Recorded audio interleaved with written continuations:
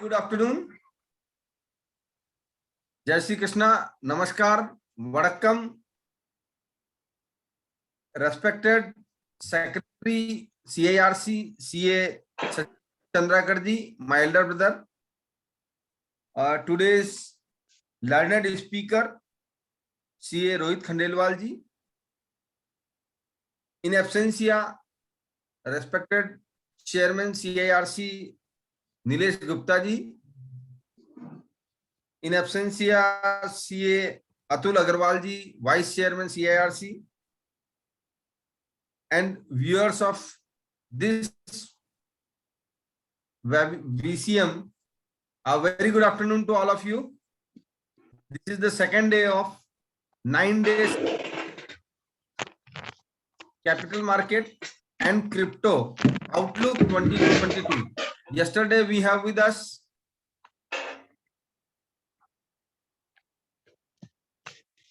Am I audible? Yes. Yeah. Yesterday we have a learned speaker Vijay Mantri ji, a very nice deliberation on the 1st January 2022. So this is the second day. Hope today also you all enjoy the it is a very new topic, crypto. I also don't know much about crypto, so we all listen Rohit ji. So before starting the session, I request our secretary CA Shashikant Chandrakar ji for his opening remarks. Thank you, Deven Somani ji, past chairman CIRC, and my younger brother. Friends, as the moderator of today's program, CA Deven Kumar Somani ji has rightly pointed out that we have very good beginning in this new year in the topics of cryptocurrency and other scenario in the market. Friends, as of now, we are all very much familiar with the derivatives, shares, trading, share trading, derivative trading, commodity trading, forex trading, etc., etc. But this is new and very emerging field that is called cryptocurrency. Friend, what does it mean by cryptocurrency? Whether it is in a physical form, whether we can put it in our pocket, whether it has been traded, exchange as we can exchange our money. Very lot of questions are here in the mind of everybody who is not familiar with the crypto.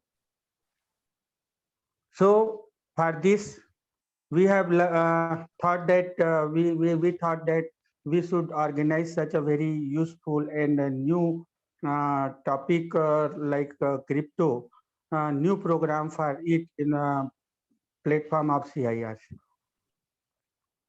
And our dynamic chairman, CA Nilesh Gupta, has framed a very nice program of 9 days to learn all about crypto and other market related issues and market related things. So today we have Rohit Khandelwal ji, who is very much learned in the crypto market. I have seen his video in YouTube also about cryptocurrency, and very much impressed by his deliberation in the YouTube. So I am hopeful that he is today also going to deliberate very nicely in the market like crypto market. So by these words, I welcome you all in today's webinar in the topic related to cryptocurrency with the dynamic speaker, CA Rohit Khandelwal ji. Welcome, Rohit ji. Thank you, Shashikant Chandrakar ji, Honorable Secretary CIRC. Now I, before inviting Rohit ji, I directly read about his profile. Rohit Khandelwal is a co-founder of CryptoGabbar.com, He is a commerce graduate, registered valuer, chartered accountant, company secretary. He also did a course from Harvard University. He is also qualified the independent director exams, PhD scholar in valuation, and also associated with leading coaching institute of India. He is also taught more than 10,000 CA students. He is a regular speaker on various subject matters for CA, CS, and members as well as students. And he is a practicing chartered accountant, and he is the head of the corporate consultancy wing of the CA firm. With these words, I request Rohit ji to start his deliberation. Over to you, Rohit ji. Thank you so much, Devendra Somani sir, moderator of this program as well as chairman of the CPE committee of the CIRC of the ICI. I hope, sir, I'm audible and visible. Yes, Respected Secretary of the CIRC of the ICI, Shashikant Chandrakar sir. In his absentia, the chairman of the CIRC, Nilesh Gupta sir. All the respected senior members and my dear friends, a very good afternoon to all of you. Yes, everyone is quite curious about this particular topic, cryptocurrency. Sir, बहुत frankly अगर मैं बात करूं तो about 7 to 8 months ago, I was also very much curious about this particular word cryptocurrency, but from last 7 to 8 months, I am researching about this crypto. So as of now, I am not one of the expert. I am also a researcher of the crypto. मैं crypto पर से research कर रहा हूँ. CryptoGabbar.com हमारा ही एक idea है जिसे हम try कर रहे हैं कि एक investors awareness portal की तरह उसे use करने की कोशिश कर रहे हैं. Just like moneycontrol.com in the share market. So with this thought हमने research करना start किया about the crypto क्योंकि हम बहुत ज़्यादा fascinate थे crypto को लेकर कि ये exactly क्या है, ऐसा कौन सा investment है जो रातों रात या तो आपके 1000 रुपए को जीरो कर देगा या 1000 रुपए को 1 लाख रुपए कर देगा. So as of now we are student, we are researcher about the crypto. I am not expert, and before I start my deliberation मैं एक चीज बहुत clearly सर mention करना चाहता हूँ on through your platform कि यहाँ मैं केवल क्रिप्टो के बारे में अवेयरनेस के बारे में बात करना चाहता हूँ. I am not an adviser और ये जो मैं डिस्कशन कर रहा हूँ ये इन्वेस्टमेंट एडवाइस या किसी भी तरह की कंसल्टेंसी नहीं है. आई am not promoting the crypto, I am just spreading the awareness about the crypto. So we will try to demystify क्योंकि बहुत mysterious subject है, definitely mystery है क्रिप्टो भी एक, और हम try करेंगे. तो to start मैं एक छोटा सा सर केवल एक सर्वे करना चाहता हूँ with the members present here. May I know कितने members ऐसे हैं, या तो you may raise your hands या through the chat box. I just want to know कितने members ऐसे हैं जिन्होंने अभी तक क्रिप्टो करेंसी के बारे में पढ़ा है, या चलो और आगे की बात करते हैं कितने मेंबर्स हैं जिन्होंने क्रिप्टो में इन्वेस्टमेंट किया हुआ है as of now. May I know this, कितने मेंबर्स हैं जिन्होंने इन्वेस्टमेंट किया हुआ है क्रिप्टो करेंसीज में. खुशबू मैम कह रही है उन्होंने किया हुआ है. Okay, great.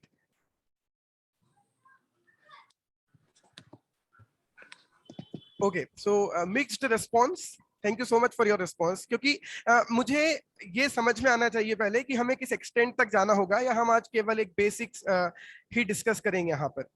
ओके, टेकप्रीत सर कह रहे हैं बहुत रिस्की है, हमने तो कोई इन्वेस्टमेंट नहीं किया. ओके, अभी तक मुझे लग रहा था मिक्स रिस्पॉन्स है, बट अब मुझे लग रहा है कि ऑलमोस्ट मेजॉरिटी इज देयर जो कह रही है नो, हमने कभी इन्वेस्टमेंट नहीं किया. जी शायद शशि भैया ने भी नहीं किया होगा, हमने भी नहीं किया. सर मेरा तो अभी तक वो डीमैट अकाउंट नहीं. सारा पैसा म्यूचुअल फंड के थ्रू ही डालते हैं.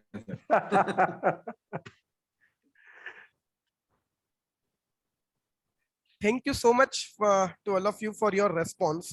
I'm really obliged. तो सर बहुत बेसिक्स से फिर बात करते हैं. फिर मैं अभी क्रिप्टो के बारे में टेक्निकल एस्पेक्ट पर बिल्कुल नहीं जाना चाहता. Let me discuss about the basic of crypto currency.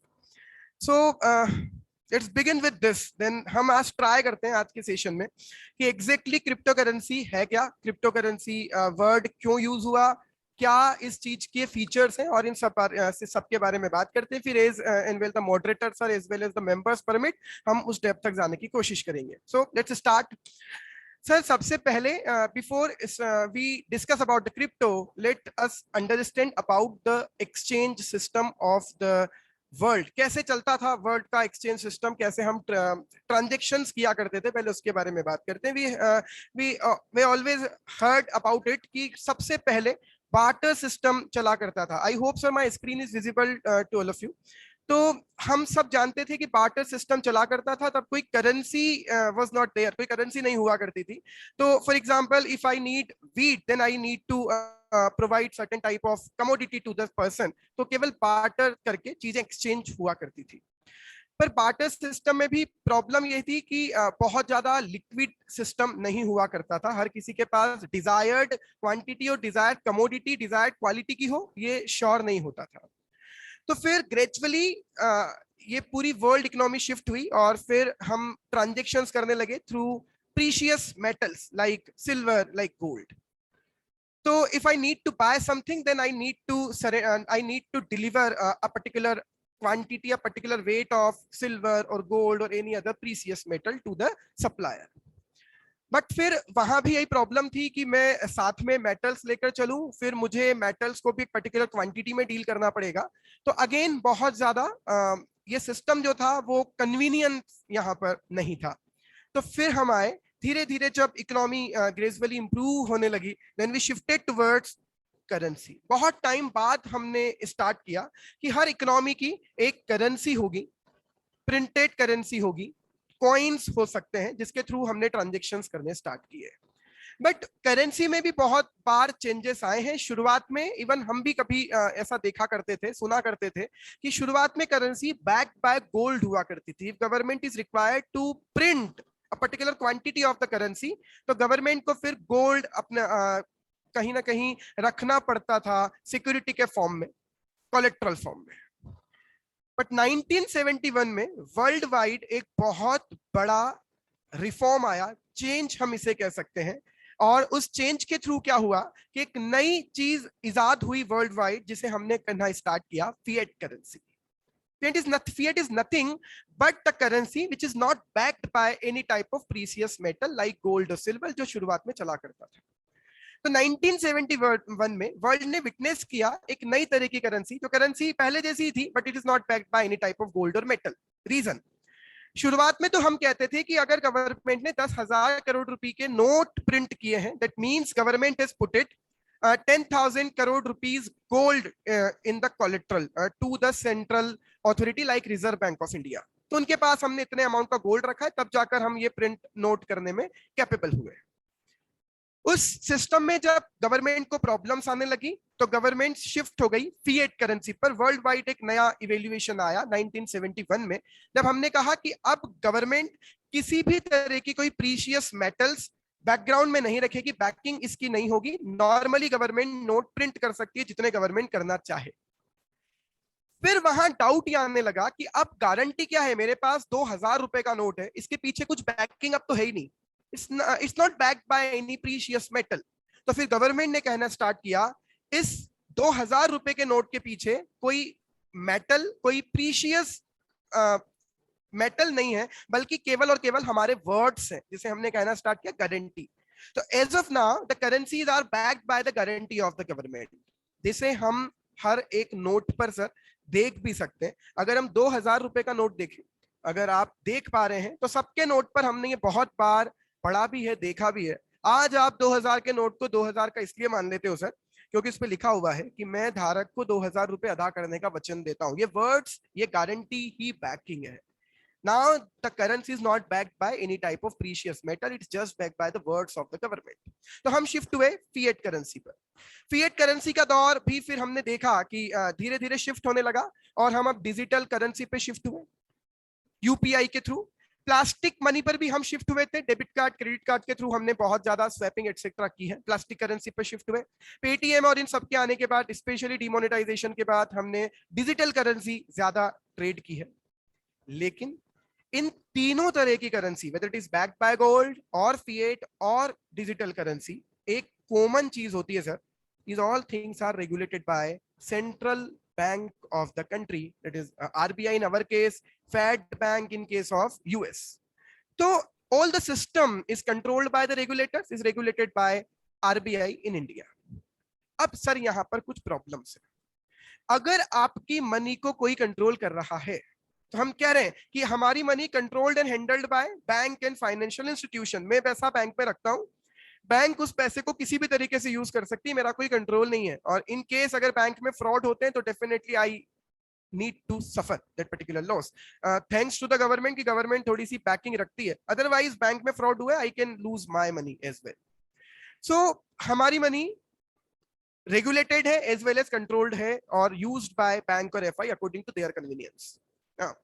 अगर कुछ मिसमैनेजमेंट, फ्रॉड, मिस एप्रोप्रिएशन होते हैं, डेफिनेटली हमने yes bank, PMC bank, Lakshmi Vilas bank के करप्शंस और फ्रॉड वाली चीजें बहुत अच्छे से विटनेस की हैं लास्ट ईयर्स में।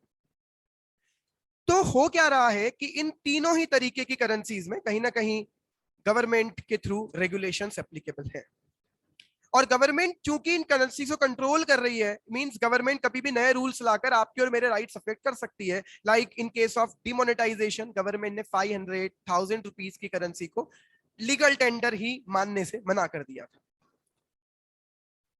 एक और चीज, अगर गवर्नमेंट ज्यादा करेंसी प्रिंट कर देती है तो due to the rule of economics, demand और सप्लाई के रूल की वजह से सप्लाई बढ़ेगी, तो आपके और मेरे करेंसी की वैल्यू क्या होने लग जाएगी? डाउन।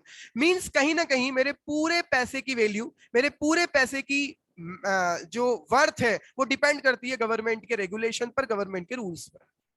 और इन्हीं चीजों से कुछ लोगों को कहीं ना कहीं प्रॉब्लम्स थी, आपत्तियां थी।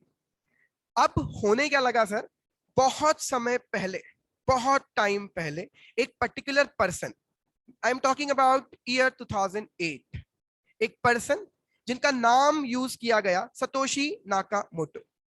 ये सुडो अनोनिमस पर्सन है सर, ऐसा कहा जाता है कि ये पर्सन वास्तव में एग्जिस्ट भी करता है या ये नाम भी इन्होंने खुद ने ही बनाया था, ये कोई नहीं जानता, बट ये नाम यूज किया जाता है। इन 2008 सतोशी नाकामोटो नाम के पर्सन ने एक कॉन्सेप्ट एक्सप्लेन किया जिसे नाम दिया गया बिटकॉइन।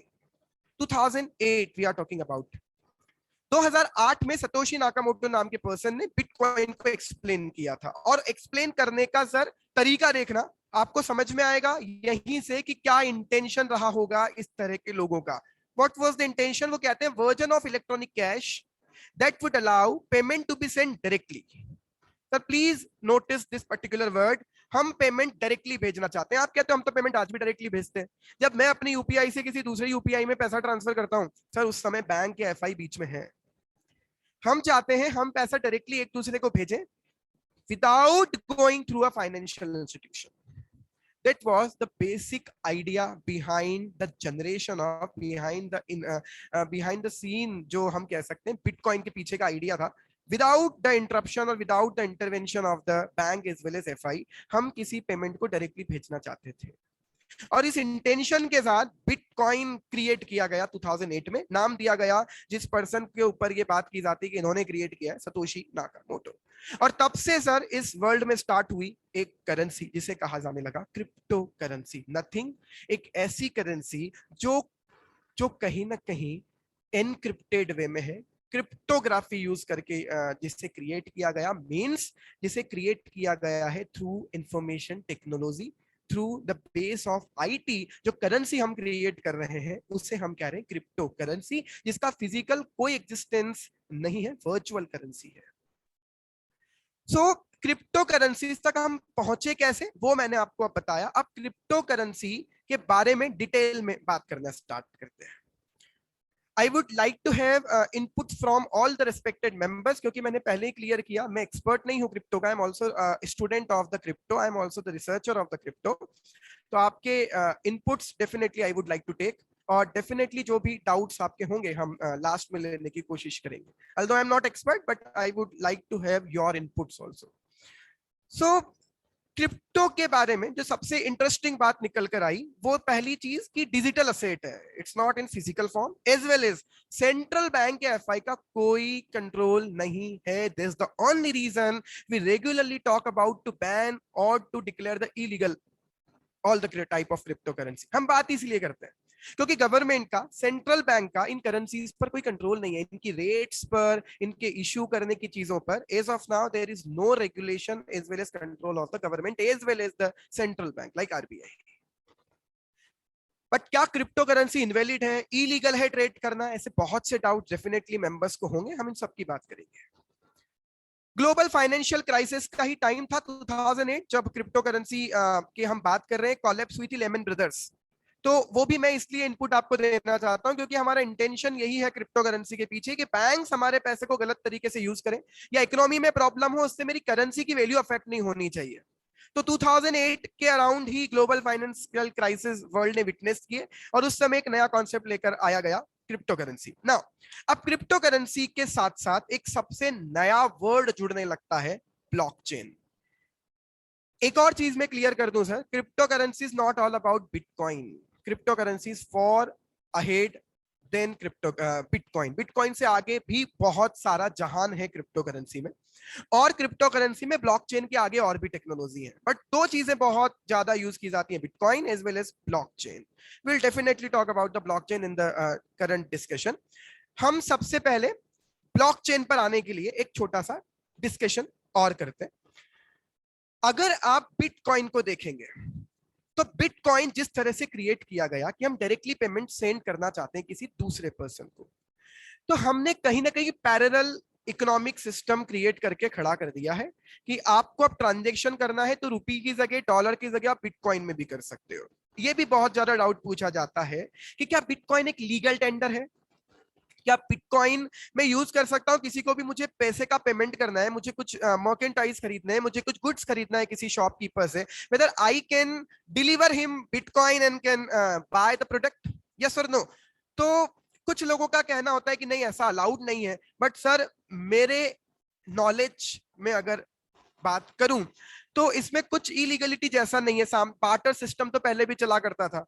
अब सामने वाला पर्सन कुछ गुड्स के बदले में बिटकॉइन एक्सेप्ट करने को तैयार है तो आप और मैं मना करके भी क्या कर लेंगे? तो मेरे अकॉर्डिंग अलाउड है. आज भी कई बड़ी companies world wide bitcoin accept कर रही हैं गुड्स और सर्विसेज के अगेंस्ट में.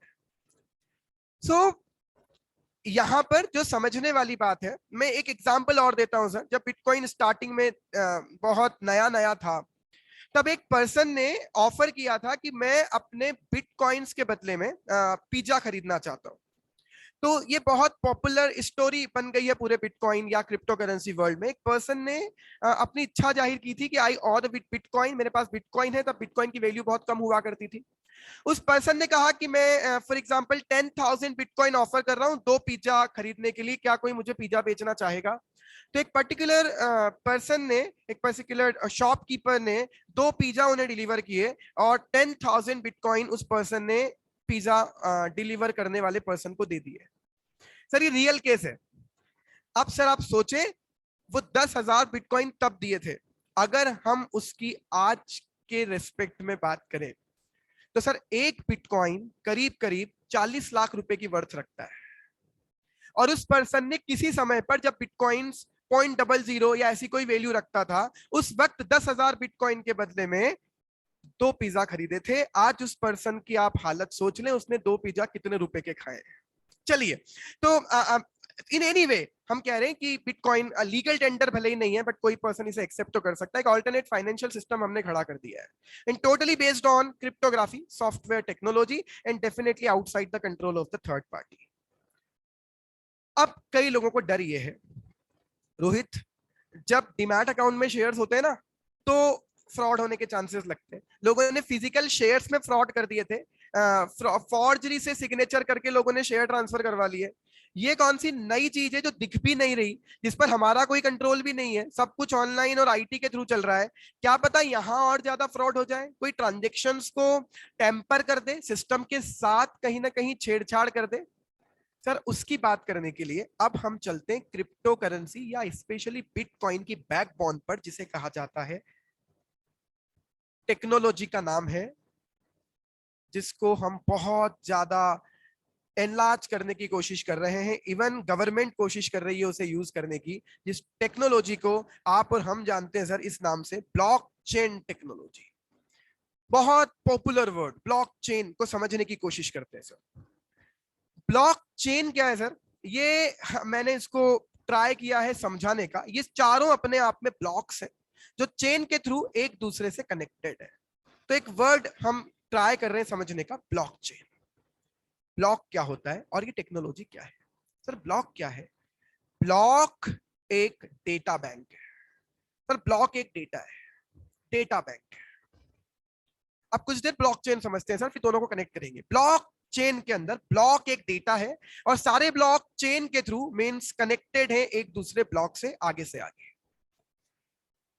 ब्लॉक क्या काम कर रहा है सर? सपोज कीजिए मेरे पास एक फॉर एग्जांपल मेरे पास ये एक फिजिकल चीज है, मुझे इसमें कुछ चीजें भर के रखनी है। जब मैं इसमें कुछ चीजें डालूंगा डालूंगा डालूंगा ये भर जाएगी। मैं इसको यहां रख दूंगा, फिर मैं एक दूसरी चीज उठाऊंगा ऐसी, फिर इसमें कुछ चीजें और डालूंगा डालूंगा डालूंगा, जब ये भर जाएगी मैं इसे वापस साइड में रख दूंगा। मींस ब्लॉक तो सर केवल ये एक पर्टिकुलर ग्लास जैसी चीज है हमारे समझने के लिए। जब इस ग्लास में डेटा भर जाएगा, ये ब्लॉक फुल हो जाएगा डेटा से। अब मुझे फिर और डेटा भरना है, लेकिन हर डेटा को दूसरे डेटा से कनेक्टेड रखना है। इसलिए जब दोनों ब्लॉक एक दूसरे में भर जाएंगे, जब ये दोनों ब्लॉक पूरे पूरे भर जाएंगे डेटा से, मैं इन दोनों ब्लॉक्स को कनेक्ट कर दूंगा चेन के साथ। चेन मींस अगेन हमारी technology, it's not physical chain. और इसीलिए हर ब्लॉक दूसरे ब्लॉक से जुड़ा हुआ है, हर डेटा पिछले डेटा से और अगले डेटा से कनेक्टेड है। इस ब्लॉक्स को एक दूसरे से कनेक्ट करने के लिए जो टेक्नोलॉजी हम यूज कर रहे हैं सर, उसी को ब्लॉकचेन कह रहे हैं। अब इसे एक एग्जाम्पल के फॉर्म पर समझना स्टार्ट करते हैं। सर ब्लॉक में ना 3 तरह की चीजें एग्जिस्ट करती है। सबसे पहले ब्लॉक में आता है डेटा, जिसे हम कह सकते हैं रेलिवेंट इंफॉर्मेशन। लाइक बिटकॉइन के केस में ब्लॉक में क्या आएगा? ट्रांजैक्शन की इंफॉर्मेशन, कि ये बिटकॉइन पहले किसके पास था, ये बिटकॉइन अब किसके पास है। ये रेलिवेंट डेटा, ट्रांजैक्शन इंफॉर्मेशन, मेरा डेटा अवेलेबल है। फिर हर ब्लॉक में रहता है हैश और रहता है प्रीवियस हैश। तो अब सर यहां समझते हैं ये हैश और प्रीवियस हैश क्या है। सर हर ब्लॉक का एक स्पेसिफिक हैश होगा। हैश सर आप समझ ले, हैश मतलब क्या? एक तो सर मैं इंजीनियर नहीं हूं, सॉफ्टवेयर इंजीनियर भी नहीं हूं, आईटी एक्सपर्ट नहीं हूं, मैं चार्टर्ड अकाउंटेंट हूं। और जिस लैंग्वेज में चार्टर्ड अकाउंटेंट्स को फाइनेंशियल तरीके से टेक्नोलॉजी समझ में आ जाए, वैसी लैंग्वेज में कोशिश करूंगा हम बात करें। तो सर हैश हमारे अकॉर्डिंग क्या होना चाहिए? एक यूनिक फिंगरप्रिंट जो हम बहुत आसानी से समझ सकते हैं, या एक यूनिक कोड। हर ब्लॉक का एक यूनिक कोड जनरेट होगा, एक पर्टिकुलर इनपुट की वजह से एक पर्टिकुलर कोड जनरेट होगा जिसे हम कहेंगे हैश। तो सर सपोज कीजिए एक पर्टिकुलर ट्रांजैक्शन हुआ, मिस्टर ए ने मिस्टर बी को, या एक और एग्जांपल लेते हैं, एक्स ने वाई को 1 बिटकॉइन सेल किया। ये ट्रांजैक्शन सर देखते हैं बिटकॉइन को यूज करते हैं ब्लॉकचेन के साथ। एक्स ने वाई को कुछ बिटकॉइन बेचे। अब जैसे ही एक्स ने वाई को बिटकॉइन बेचे, व्हाट वी आर एक्सपेक्टिंग कि अब ये बिटकॉइन वाई के नाम पर रजिस्टर हो जाए। कैसे होंगे? उसके लिए मुझे उस ब्लॉकचेन टेक्नोलॉजी में कुछ इनपुट्स देने होंगे। अब क्या करेंगे सर? वहां पर कुछ लोग बैठे हैं जिन्हें कहा जाता है माइनर। सर इस पूरे सिस्टम की, ब्लॉकचेन की भी बैकबोन है जिसे हम कह रहे हैं डिसेंट्रलाइज्ड सिस्टम। क्या हो रहा है सर? एक पर्टिकुलर पर्सन ने टेक्नोलॉजी बनाई, ब्लॉकचेन टेक्नोलॉजी, अपना एक सिस्टम बनाया। उस पर्सन का यह कहना है कि कोई भी एक पर्सन इस डेटा बैंक को एक्सेस ना कर पाए। ये पर्सन की सोच ये है कि इस पूरे वर्ल्ड वाइड लाखों लोग ऐसे हों जो इस डेटा को एक्सेस कर पाए, लाखों लोग ऐसे हों जो इस डेटा में एंट्री कर पाए, लाखों लोग ऐसे हों जिनके पास ये डेटा अवेलेबल हो, एक पर्टिकुलर पर्सन के पास ना हो। क्यों सर? ताकि कोई भी हैक नहीं कर पाएगा। अगर आपको हैक करना है तो ये लाखों सिस्टम हैक करने पड़ेंगे, अदरवाइज हैकिंग पॉसिबल नहीं है। बहुत इंटरेस्टिंग सोच। अगर मुझे किसी डेटा बैंक को हैक करना है, मुझे सर्वर हैक कर देना पड़ेगा बस, लेकिन सर्वर एक जगह है ही नहीं। मेरे यहाँ जितना भी सिस्टम है ना सर, ब्लॉकचेन में सेंट्रलाइज सिस्टम नहीं होता, ब्लॉकचेन में सिस्टम होता है डिसेंट्रलाइज्ड। हमें सर, जैसे हम शेयर मार्केट की बात कर रहे थे, शशिकांत सर ने स्टार्टिंग में कहा था कि शेयर मार्केट तो सबने सुना है, क्रिप्टो नहीं सुना। सर शेयर मार्केट में क्या होता है? एक्स ने वाई को शेयर बेचे।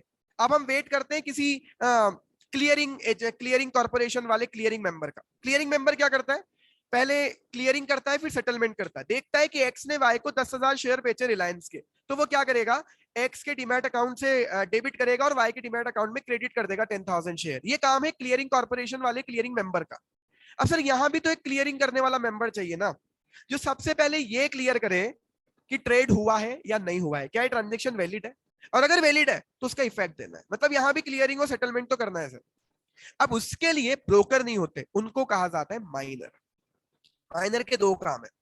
माइनर को क्या करना है, ट्रांजेक्शन वेरीफाई करना है और ट्रांजेक्शन कंफर्म करना है कि यस ये ट्रांजेक्शन वैलिड है। उसके लिए क्या करना होता है सर, माइनर को एक मैथमेटिकल, बहुत टिपिकल मैथमेटिकल इक्वेशन सॉल्व करनी पड़ेगी। माइनर कौन है, लाखों लोग माइनर बने हुए बैठे हैं सर आज की डेट में। माइनिंग एक बहुत बड़ी अर्निंग अपॉर्चुनिटी है। अगर आपके पास पैसा है इन्वेस्ट करने लायक, माइनिंग में इन्वेस्ट करके बहुत अच्छी earning opportunity as of now available है। उसके बारे में अभी मैं बात नहीं करना चाहता, वो डिटेल टॉपिक है। तो माइनर्स सर, माइनर्स बड़े बड़े सिस्टम लगा के बैठे हैं सर। जैसे ही एक बिटकॉइन एक से दूसरे को ट्रांसफर होता है ना, लाखों जुड़े हुए लोगों तक जो माइनर है, संदेश पहुंचता है उस टेक्नोलॉजी के सिस्टम के थ्रू कि भैया ये ट्रांजेक्शन हुआ है। जो भी पर्सन इस ट्रांजेक्शन को वेरीफाई कर देगा उसे रिवॉर्ड मिलेगा। Means verifiers gets reward in terms of what, whether they get money to verify it, नहीं, दे गेट बिटकॉइन। मींस उन्हें बिटकॉइन के ट्रांजेक्शन को वेरीफाई करने के लिए रिवॉर्ड मिलता है, और वो रिवॉर्ड भी बिटकॉइन के फॉर्म में मिलता है। बहुत छोटा सा बिटकॉइन मिलता है हर एक माइनिंग को एक्सेस करने पर, बट यस रिवॉर्ड बिटकॉइन के फॉर्म में ही मिल रहा है। तो अर्निंग अपॉर्चुनिटी है माइनिंग। अब सर हो क्या रहा है कि ये माइनिंग के लिए लाखों लोग लगे हुए हैं। जैसे एक ट्रांजेक्शन होता है, लाखों लोग अपने सिस्टम पर वो मैथमेटिकली इक्वेशन को लाखों सिस्टम सॉल्व करने की कोशिश कर रहे हैं। जिस सिस्टम ने सबसे पहले वो सॉल्व कर दी इक्वेशन, वो सक्सेसफुल माइनर बन गया इस ट्रांजेक्शन का, and only he will be the one who will get the reward. Yes sir, ये बहुत इंटरेस्टिंग चीज है। तो इसको कहा जा रहा है माइनिंग, और जो कर रहे हैं उन्हें कहा जा रहा है माइनर। तो माइनर को एक मैथमेटिकल इक्वेशन सॉल्व करनी है, और जैसे ही उसने वो इक्वेशन सॉल्व की, वो बिल्कुल अप्रूव कर देगा कि एक्स के बिटकॉइन अब वाई को ट्रांसफर हो चुके हैं, और इस ट्रांजेक्शन को चेन में जोड़ दिया जाएगा। और जैसे ही ये ट्रांजेक्शंस के ब्लॉक अब क्रिएट होना स्टार्ट हो गए। हर ट्रांजेक्शन का ब्लॉक क्रिएट हो रहा है, हर ट्रांजेक्शन के आगे का ट्रांजेक्शन दूसरे ट्रांजेक्शन के साथ कनेक्टेड है, और बस सर इसी को कह रहे हैं हम ब्लॉकचेन। अप्रॉक्स 10 मिनट लगते हैं सर एक डील को वेरीफाई करने के लिए। अब सर यहां पर एक और बात नोटिस करने लायक है कि लाखों लोग एक ही काम कर रहे हैं, जीतता कोई एक है हर ट्रांजेक्शन के लिए। सर इसी को एलन मस्क ने कुछ दिन पहले कहा था। सर हो क्या रहा है एक्चुअली, जितना जितना स्ट्रॉन्ग आपका सिस्टम होगा, जितने सॉफ्टवेयर, जितने हार्डवेयर, सर बड़ी बड़ी मशीनें लगा रखी हैं लोगों ने माइनिंग करने के लिए, जितना पावरफुल सिस्टम आप लेकर बैठोगे, ताइवान से सर जनरली इंपोर्ट हो रहे हैं ये सिस्टम, 10-10 लाख 20-20 लाख रुपए लोग लगा रहे हैं इस सिस्टम को इंस्टॉल करने के लिए कि माइनिंग करें। लाखों सिस्टम वर्ल्ड वाइड लगे हुए हैं जो माइनिंग का काम कर रहे हैं। हर ट्रांजेक्शन के पीछे सारे भागते, मिलता किसी एक को रिवॉर्ड। इसी वजह से एलन मस्क ने कुछ दिन पहले ट्वीट किया था सर कि मुझे बिटकॉइन अभी भी फ्यूचर नहीं लगता, क्योंकि बिटकॉइन में बहुत एनर्जी कंजम्पशन हो रहा है, और energy consumption definitely not beneficial for the purpose of environment at large, क्योंकि कहीं ना कहीं फ्यूल बहुत जनरेट हो रहा है, हीट जनरेट हो रही है, एनवायरमेंट के लिए सही नहीं है। तो सर ये वो, क्योंकि मुझे उस टाइम बहुत सारे लोगों ने पूछा यार रोहित कि एलन मस्क कुछ भी बोलता है या वास्तव में ये इंटरेस्टिंग बात कर रहा है, ऐसा कैसे हो सकता है, बिटकॉइन तुम कह रहे हो पूरी वर्चुअल करेंसी है। अब बिटकॉइन की माइनिंग हम समझते थे माइनिंग ऑनलाइन हो रही है, मतलब ये कोई फिजिकल माइनिंग तो है नहीं। तो ये बताओ यार माइनिंग से एनवायरमेंट का क्या कनेक्शन। सर माइनिंग के लिए बहुत बड़े बड़े सिस्टम्स लगे हुए हैं, इसका एनवायरमेंट से बहुत कनेक्शन है, और इसीलिए टेक्नोलॉजी अब इंप्रूव हो रही है। सर जिस बारे में मैं बात कर रहा हूं ना, उसको आप नेट पर बहुत बार सुनते हो, उस सिस्टम को कहा जा रहा है प्रूफ ऑफ वर्क। जिस बंदे ने प्रूफ दे दिया कि मैंने काम किया है पहले, उसी को रिवॉर्ड मिलेगा। POW कहते हैं इसे, प्रूफ ऑफ वर्क सिस्टम पे काम कर रही है ब्लॉकचेन टेक्नोलॉजी ऑफ बिटकॉइन। इसमें बहुत सारे इवोल्यूशन, बहुत सारे सुधार, बहुत सारे रिफॉर्म्स आ चुके हैं। जैसे अगर मैं इथेरियम की बात करूं तो इथेरियम 2.0 जैसे ही आएगा, वैसे ही प्रूफ ऑफ वर्क से वो शिफ्ट हो रहे हैं प्रूफ ऑफ स्टेक पर। आज मैं इस बारे में बात नहीं कर पाऊंगा ज्यादा डिटेल में, बट यस, अब टेक्नोलॉजी, जैसे सोलाना की बात करूं, they are already on proof of stake. वहां आपको सबको नहीं दौड़ना एक वेरिफिकेशन करने के लिए, हम किसी एक को असाइन कर देंगे, वही वेरिफिकेशन करेगा। कहीं ना कहीं एनवायरमेंट के लिए बहुत अच्छा है। तो टेक्नोलॉजी डेफिनेटली इंप्रूव हो रही है, इधर तो बहुत ज्यादा तेजी से बदल रही है। सो अब सर एक ब्लॉकचेन को शायद हम कनेक्ट कर पा रहे हैं कि हर ट्रांजेक्शन का ब्लॉक है और हर ट्रांजेक्शन दूसरे ट्रांजेक्शन से कनेक्टेड है, तो इसीलिए वर्ड यूज होता है ब्लॉक चेन। और ब्लॉकचेन में डेटा ऐड करने के लिए सर किससे वेरीफाई करवाना पड़ेगा? माइनर से। And miner it take around 10 minutes to verify particular transaction. उन्हें बदले में रिवॉर्ड मिलता है। अब सर हम इस चीज को देख पाएंगे। देखिए मैंने आपके सामने 3 ब्लॉक रखे एग्जांपल के लिए। ये सारे ब्लॉक्स एक दूसरे ब्लॉक से चेन के थ्रू जुड़े हुए हैं। Definitely chain is digitalised. Now देखो सर, हर ब्लॉक के नीचे मैंने 2 चीजें लिखी हुई, hash and previous hash. Her block का एक हैश है। हर ब्लॉक एक पर्टिकुलर इनपुट डालने पर एक पर्टिकुलर आउटपुट देगा अकॉर्डिंग टू देयर कोड, जिसे हम हैश कह रहे हैं, एक फिंगरप्रिंट। तो इस ब्लॉक का मैंने एक हैश लिखा हुआ, ये हैश जनरेट हुआ। जैसे ही वो हैश जनरेट होगा, इस ब्लॉक का प्रीवियस ब्लॉक के साथ कनेक्शन डेवलप करना होगा, तो प्रीवियस हैश भी लिखेंगे। अब आप कहोगे तुमने यहाँ कुछ गलत लिख दिया, पहले ब्लॉक में प्रीवियस हैश कैसे लिखोगे? सर मैंने इसीलिए प्रीवियस हैश 0000 लिखा है, मींस कोई प्रीवियस हैश नहीं है। फर्स्ट ब्लॉक, इसीलिए ब्लॉकचेन टेक्नोलॉजी का फर्स्ट ब्लॉक कहलाता है जेनेसिस ब्लॉक, जिसका कोई प्रीवियस ब्लॉक नहीं है। इसके आगे के हर ब्लॉक का प्रीवियस हैश अवेलेबल होगा। तो सर जैसे ही आप सेकंड ब्लॉक पर आएंगे, वहां सेकंड ब्लॉक का हैश भी लिखा है और फर्स्ट ब्लॉक का हैश इसके लिए प्रीवियस हैश बन जाएगा। थर्ड ब्लॉक में इसका नया हैश होगा, सेकंड ब्लॉक का हैश इसका प्रीवियस हैश बन जाएगा। इस मींस हर ब्लॉक पुराने ब्लॉक के साथ कनेक्टेड है। उससे क्या होगा सर? हैकिंग नहीं हो सकती। अगर किसी पर्सन को किसी ब्लॉक की इंफॉर्मेशन टेम्पर करनी है, अगर किसी पर्सन को बिटकॉइन अपने नाम पे करना है, कहते हैं मैं मेरा नाम डाल दूं यहाँ पर, उसे सिस्टम के साथ छेड़छाड़ करनी पड़ेगी। पॉसिबल नहीं है। अब आप कहोगे पॉसिबल सब कुछ है। सर सिस्टम एक नहीं है, लाखों सिस्टम्स हैं। अब सपोज कीजिए से 10 लाख ब्लॉक्स है, 10 लाख ब्लॉक है। आप जैसे ही एक ब्लॉक के साथ छेड़छाड़ करोगे ना सर, उस ब्लॉक का हैश चेंज हो जाएगा और वो हैश इनवैलिड है, क्योंकि प्रीवियस हैश और ये हैश मैच नहीं हो रहा। आप कहोगे मैं कुछ नहीं, मैं समझ गया ना चीज, मैं क्या करूंगा, मैं प्रीवियस हैश भी चेंज करने लग जाऊंगा। सर ऐसे कितने हैश चेंज करोगे? एक चीज को वेरीफाई और मेंटेन करने के लिए 10 मिनट चाहिए। ऐसे 10 लाख ब्लॉक अगर हो गए ना सर, आप देख लो आपको कितने साल लग जाएंगे पूरी टेक्नोलॉजी के साथ छेड़छाड़ करने के लिए। Means it practically impossible. Sir bitcoins की हैकिंग हो रही है। बिटकॉइन सर ब्लॉकचेन से हैक नहीं हो रहे, सिस्टम से हैक नहीं हो रहे, वैलेट से हैकिंग हो रही है Aniruddh sir. Yes you are right sir. Sir wallet नाम की भी एक चीज है, वहां बहुत सारे फ्रॉड्स हो रहे हैं। स्टॉक एक्सचेंज में ऐसी हैकिंग हो रही है और एज वेल एज वैलेट्स में ऐसी हैकिंग हो रही है सर। अब सर आज बहुत कम टाइम है, इस बारे में डिटेल में बात नहीं कर पाऊंगा। मेरे कुछ 3 सेशंस और हैं कैपिटल मार्केट कमेटी के प्लेटफॉर्म पर ICAI में 3, 4 और 5 तारीख को। वहां एक दिन में इस बारे में भी बात करूंगा कि वैलेट्स और एक्सचेंज क्यों सेफ हैं, कैसे सेफ्टी रख सकते हैं, उस बारे में सर बात करेंगे। बट सर टेक्नोलॉजी के साथ छेड़छाड़ नहीं हो रही है, वो वैलेट्स या एक्सचेंज के थ्रू हो रहे हैं।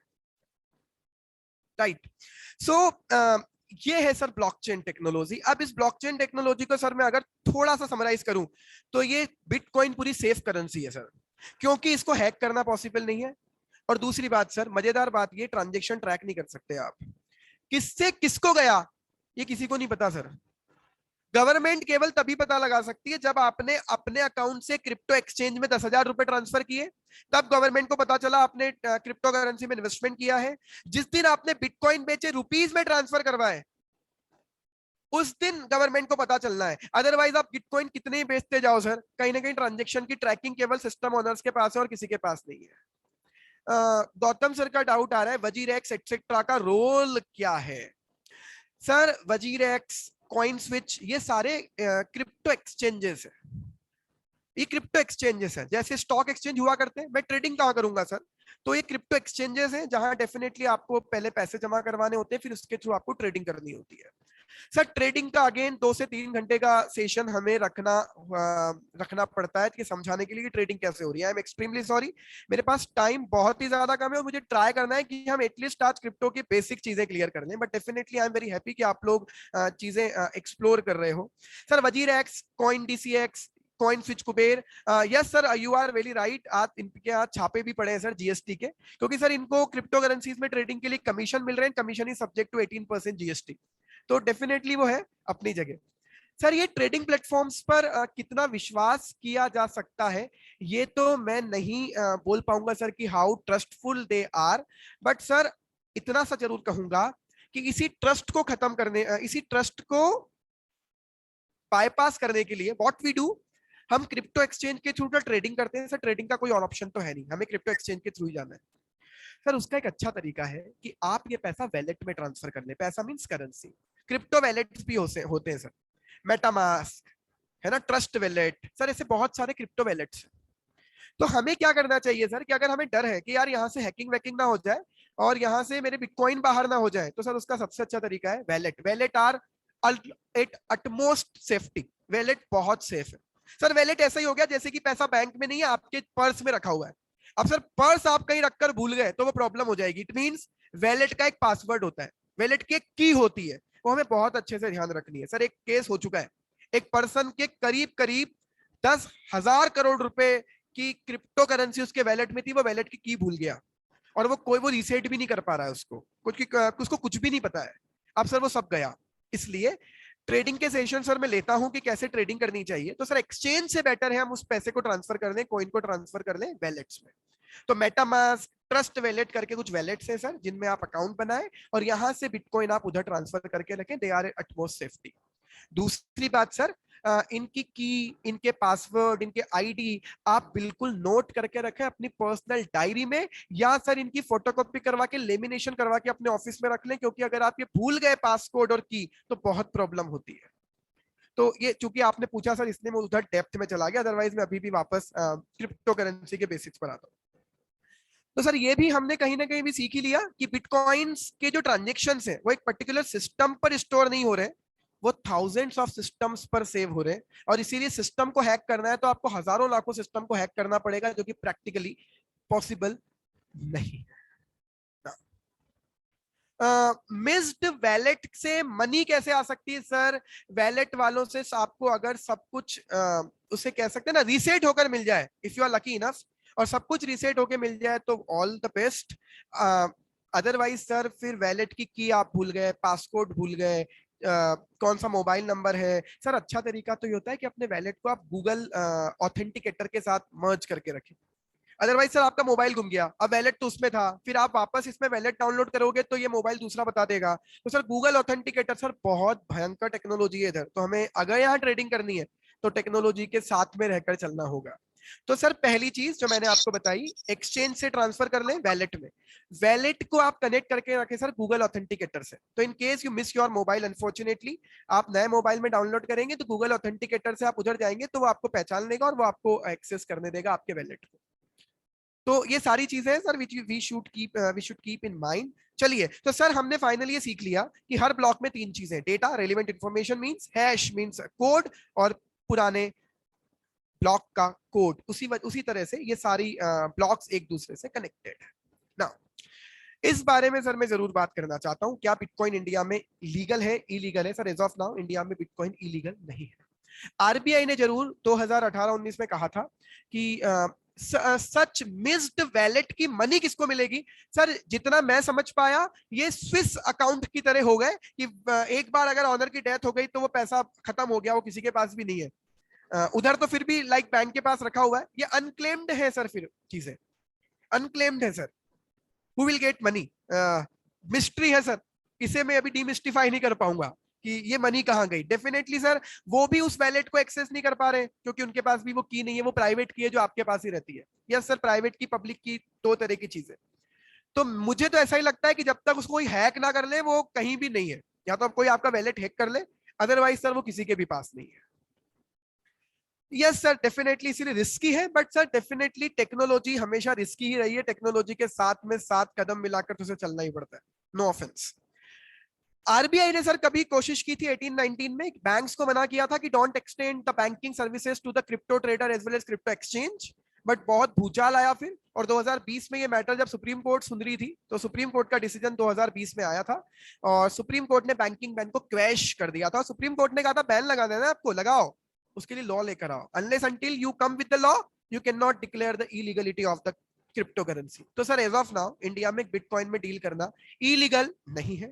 बिटकॉइन में क्रिप्टो करेंसी में डील करने पर जेल हो जाएगी? नहीं सर, मैं अगेन नहीं कह रहा कि आप इसको इन्वेस्टमेंट एडवाइस मानना, मैं अवेयरनेस बता रहा हूं केवल कि यस ऐसा कुछ नहीं है, इलीगल नहीं है, बैन नहीं किया हुआ है गवर्नमेंट ने, अभी इंडिया में रेगुलेटेड ही नहीं है ये चीज, that's it, that's the thing. तो तब तक हम मान सकते हैं कि बाइंग बिटकॉइन और crypto currency in India is totally legal, क्योंकि इलीगल अभी तक डिक्लेयर नहीं किया हुआ है। तो सर यहां तक मैंने ट्राई किया दो चीजों को समझाने का, क्रिप्टो करेंसी क्या है, कहां से चीजें इवॉल्व हुई, और ब्लॉकचेन क्या है। आई होप हम अब यहां से आगे बढ़ सकते हैं। अब कुछ क्रिप्टो के बारे में डिटेल में बात करने के लिए डेफिनेटली सर यहां पर मैं आ जाता हूं कि क्रिप्टो करेंसीज, अच्छा सर क्रिप्टो करेंसीज होती कितने तरह की, उसके बारे में हम एक और बात करते हैं। सर जनरली आप क्रिप्टो करेंसीज दो तरह की देखेंगे, some currencies are coin and some currencies are token. Yes, Swadesh sir, you are absolutely right. Penalties are there in the coming law, but again sir, coming law है, we don't know what is coming, है ना। तो sir जब तक ना आ जाए sir, हम तो ये भी रेडी है ना कि जिस दिन गवर्नमेंट ने कह दिया कि सुनो भैया मत करना ट्रेडिंग अदरवाइज जेल हो जाएगी, तो फिर उस दिन हो जाएगी। अभी तक तो सर कोई पेनल्टी भी नहीं है और अभी तक तो कोई इलीगलिटी भी नहीं है, as of now no offences है। तो सर जब हम क्रिप्टो करेंसी सुनते हैं, हमने कहा यार अब पैसा लगाना है, अब हम चले गए क्रिप्टो करेंसीज को देखने।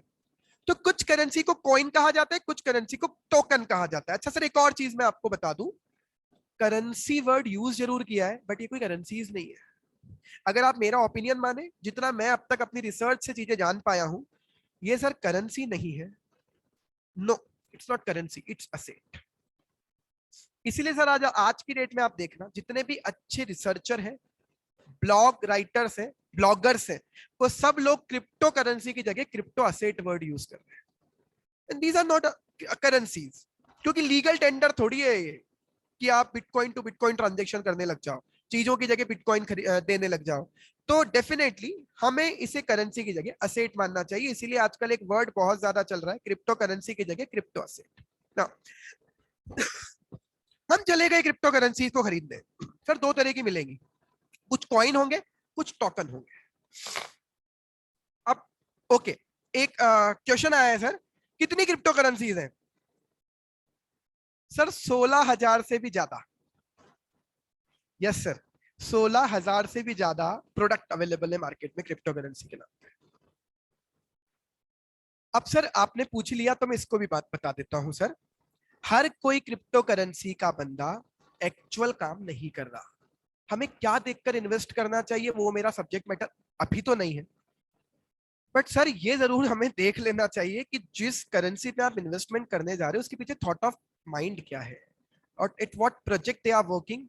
क्योंकि कुछ करेंसीज के प्रोजेक्ट बहुत अच्छे हैं, पर हो क्या रहा है, हर किसी को टेक्नोलॉजी में बिजनेस करना है, हर कोई पर्सन अपनी टेक्नोलॉजी क्रिएट कर रहा है और टेक्नोलॉजी के पीछे करेंसी क्रिएट करके सामने वाले को दे रहा है कि जैसे जैसे मेरी टेक्नोलॉजी आगे बढ़ेगी वैसे वैसे का जो प्रोडक्ट है, मींस ये जो प्रोडक्ट जैसे जैसे आगे बढ़ेगा वैसे वैसे हमारी करेंसी की वैल्यू बढ़ने लग जाएगी। Sir we all are aware about the derivatives. Derivatives क्या होते हैं? एक प्रोडक्ट है, एक चीज है जो किसी चीज पर डिपेंडेंट है, means there is something underlying. Sir वैसे ही क्रिप्टो करेंसी भी आप माने एक तरह का डेरिवेटिव है, और अंडरलाइन क्या है, जो प्रोजेक्ट जो टेक्नोलॉजी पीछे चल रही है। जैसे कि बिटकॉइन के पीछे जो उन बिटकॉइन बनाने वालों की जो ब्लॉकचेन टेक्नोलॉजी है जिस पे वो काम कर रहे हैं, वो ब्लॉकचेन टेक्नोलॉजी बिटकॉइन की जितनी ज्यादा चलेगी, वर्ल्ड वाइड एक्सेप्ट होगी, उस पर काम होंगे, उस पर प्रोजेक्ट्स आएंगे, वैसे वैसे बिटकॉइन की एक्सेप्टेबिलिटी बढ़ने लगेगी। This is the fundamental of the coin और टोकन, कि उसके पीछे किसी चीज पर कुछ काम चल रहा है क्या।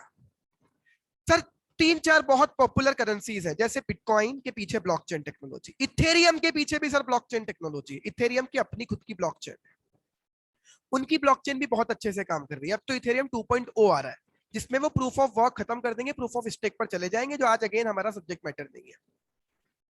लाइट कॉइन, टीथर, ये सर इतने बड़े बड़े कुछ कॉइन्स हैं जिनके पीछे बहुत अच्छी टेक्नोलॉजीज काम कर रही है।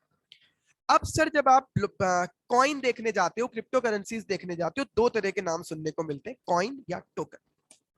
ये दोनों क्या है? जैसे कि हमने अभी कहा कि बिटकॉइन एक करेंसी है, उसके पीछे एक बढ़िया टेक्नोलॉजी चल रही है, तो अंडरलाइंग है ये, तो पीछे जो अच्छी खासी चीज है वो प्रोडक्ट है, अच्छी खासी टेक्नोलॉजी है।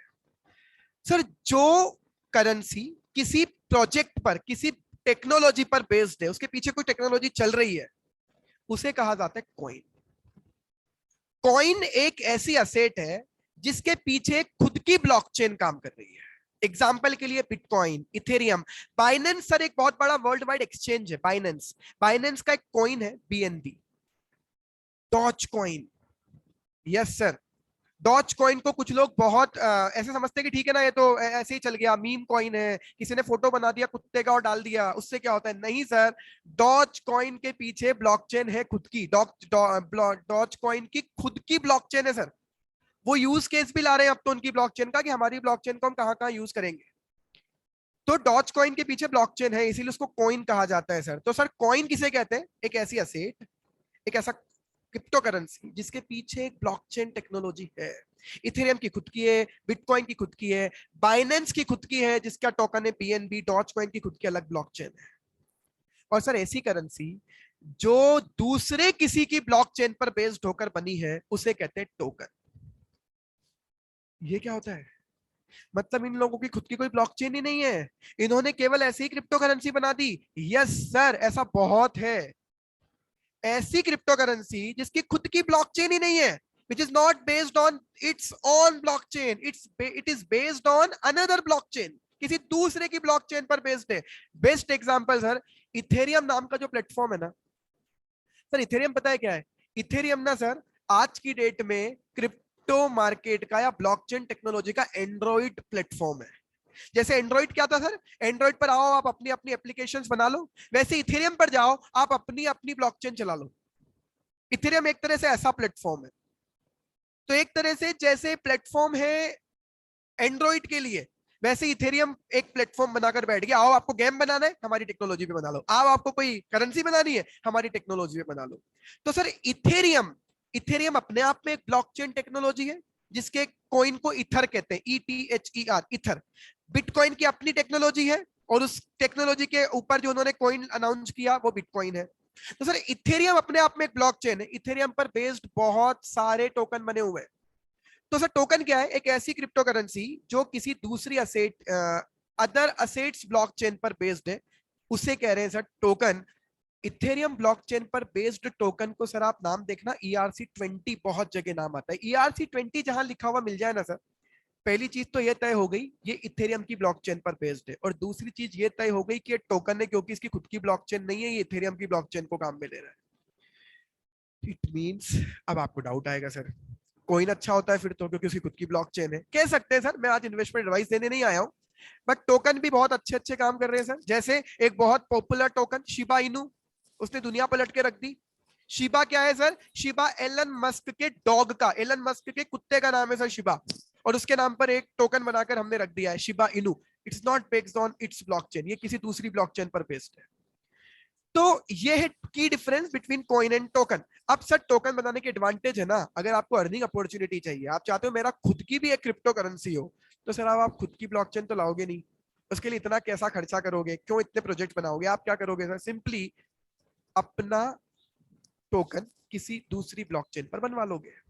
तो इसीलिए सर टोकन बनाने के एडवांटेज है, खुद की ब्लॉकचेन क्रिएट नहीं करनी, रिसोर्सेज रिक्वायर्ड नहीं है, पैसा बचेगा, टाइम बचेगा, माइनर अरेंज नहीं करने। सर माइनर किसको चाहिए? ब्लॉकचेन वाले को, जिसको ट्रांजैक्शन वेरीफाई करना है। अब आपकी तो खुद की ब्लॉकचेन ही नहीं है, तो जब भी आपकी ट्रांजैक्शन होंगे जिस ब्लॉकचेन पर बेस्ड है आपका टोकन, वो वाले माइनर उसको माइनिंग करते रहेंगे। तो आपको माइनर्स भी अरेंज नहीं करने। ये मैंने कुछ सर एग्जांपल लिखे हुए कॉइन और टोकन के, राइट। अब मुझसे एक क्वेश्चन पूछा गया था जिसको मैंने उस टाइम इग्नोर किया कि एग्जैक्टली इन चीजों में कितनी डेप्थ है, what is the depth of this market. Sir सबसे बड़ी बात मैं आपको बताता हूँ, ये मार्केट 24/7 चलता है। मतलब प्रॉब्लम क्या है ना सर, कि हम 10,000 रुपए इन्वेस्ट करके बैठे रात को किसी पर्टिकुलर करेंसी में पैसे लगाए, पता पड़ा सुबह उठे 50,000 हो गए, सुबह उठे 2,000 हो गए, एनीथिंग इज पॉसिबल 24/7। ना तो ये सैटरडे को बंद होता है, ना ये संडे को बंद होता है, ना ये रात को बंद होता है, पहली चीज। दूसरी चीज, इन्वेस्टर्स आर वर्ल्ड वाइड, पूरे वर्ल्ड का इन्वेस्टर आपके इन्वेस्ट कर सकता है। इसमें कोई ट्रांजैक्शन बैरियर, कोई कस्टम बैरियर भी नहीं है एज ऑफ नाउ, तो कोई भी इन्वेस्टमेंट कर रहा है। इसीलिए सर इस मार्केट की डेप्थ हमारी सोच से भी ज्यादा बाहर है। मैं कई बार मेरे सेशंस में कहता रहता हूं कि आप बताइए, स्टेट बैंक ऑफ इंडिया इस देश की सबसे बड़ी बैंक, उसका मार्केट कैप कितना है सर? मैं उन्हें मैं उनको डिमीन नहीं कर रहा, बट सर उसका मार्केट कैप कितना है? स्टेट बैंक ऑफ इंडिया का, जहां तक मुझे पता है, its market cap is approx 4 lakh crore, 4 lakh crore का मार्केट कैप है सर। अगर मैं बात करूं, स्टेट बैंक ऑफ इंडिया इस देश की सबसे बड़ी बैंक। अब सर मैं आपको कुछ डेटा बताता हूं। Yes, 4,11,000 crore. Yes Avinash sir, you are very apt. तो सर अब मैं इस मार्केट की डेप्थ डिस्कस करता हूं। लेट्स डिस्कस cryptogabbar.com पर सर आपको सारी चीजें मैं एक बार ट्राई करवाता हूं कि कैसे हम चीजें इवेल्युएट कर सकते हैं। जैसे ही सर हम बिटकॉइन पर आए, हम यहाँ आए, हमने बिटकॉइन देखा। अब सर बिटकॉइन को हम सेलेक्ट करते हैं, क्लिक करते हैं, बिटकॉइन पर चलते हैं, बिटकॉइन के ट्रांजेक्शन देखते हैं सर क्या क्या हो रहे हैं, और बिटकॉइन का मार्केट कैप देखने की कोशिश करते हैं। स्टेट बैंक ऑफ इंडिया इस देश की सबसे बड़ी बैंक, 4 लाख करोड़ का market cap.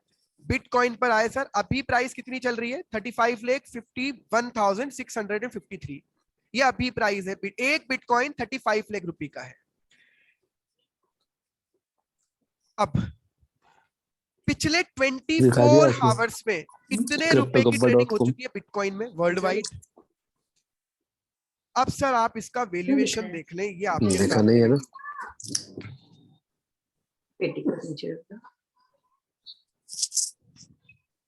7,45,264 crore rupees is the market cap of the Bitcoin. Sir, 7,45,000, करीब 7 लाख करोड़ का मार्केट कैप है सर बिटकॉइन का। अब सर आगे आते हैं, कुछ काम की बातें मैं डिस्कस करना चाहता हूं। बिटकॉइन इतना क्यों पॉपुलर है, उसके पीछे का रीजन सर आ रहा है अब जैसे ही। सर टोटल सप्लाई देखिएगा आप, टोटल सप्लाई आपको दिखेगी 21 मिलियन, 2 करोड़ 10 लाख ही बिटकॉइन सर पूरे जीवन में क्रिएट हो पाएंगे। मीन सतोशी नाकामोटो ने जब बिटकॉइन क्रिएट किया था ना सर, तो उनका फंडा बहुत क्लियर था कि हम सप्लाई लिमिटेड रखेंगे। And what is that limit? 21 million, 2 crore 10 lakh bitcoin he create हो पाएंगे। अभी कितने सर? अभी बिटकॉइन है टोटल 18 मिलियन। मींस अभी भी करीब करीब 30 लाख, अभी भी करीब करीब इतने बिटकॉइन है जो माइंस होने बाकी है। करीब करीब मान सकते हैं हम 20 लाख बिटकॉइन अभी भी माइन होने बाकी है। माइनिंग कैसे हो रही है सर, वो हम ऑलरेडी डिस्कस कर चुके हैं। जैसे जैसे ट्रांजैक्शन होते रहेंगे माइनिंग चलती रहेगी, अभी भी बहुत टाइम बाकी है। तो सर ये यहाँ से 2-3 चीजें आपको और समझ में आई। सर्कुलेटिंग सप्लाई इतनी और टोटल सप्लाई इतनी हो पाएगी, मैक्सिमम सप्लाई इतनी हो पाएगी टाइम टू टाइम। कई कॉइन्स में आप जाएंगे तो वहां टोटल सप्लाई आपको नहीं मिलेगी, मैक्सिमम सप्लाई, क्योंकि वहां उन्होंने क्रिएटर ने फिक्स किया ही नहीं। वो कहते हैं कितनी भी सप्लाई हो सकती है। तो ये यहां पर सर हमने वर्ल्ड वाइड सबसे ज्यादा पॉपुलर करेंसी की बात कर ली। अब सर मैं एक और बात कर रहा था, मैंने नाम लिया था एक, मैं उस नाम को वापस आपको दिखा देता हूं। एक कॉइन है सर, अगेन सर मैं जितने भी कॉइन्स डिस्कस कर रहा हूं ये केवल अवेयरनेस के लिए, इंफॉर्मेशन के लिए, नॉट एनी इन्वेस्टमेंट एडवाइस। अब सर हम यहां एक नाम टाइप करते हैं, डॉज कॉइन।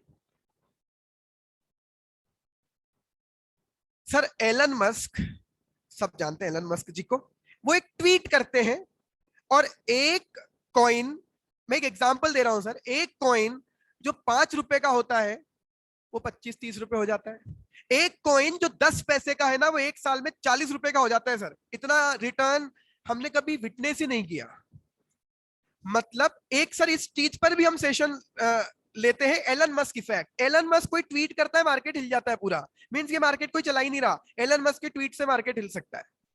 एलन मस्क ने सर एक दिन केवल क्या किया, इस मार्केट की मैं बुराइयां भी बता रहा हूं सर आपको। एलन मस्क ने क्या किया एक दिन, केवल अपने डॉग का फोटो पोस्ट कर दिया। सबको पता है उनके डॉग का नाम शिबा है।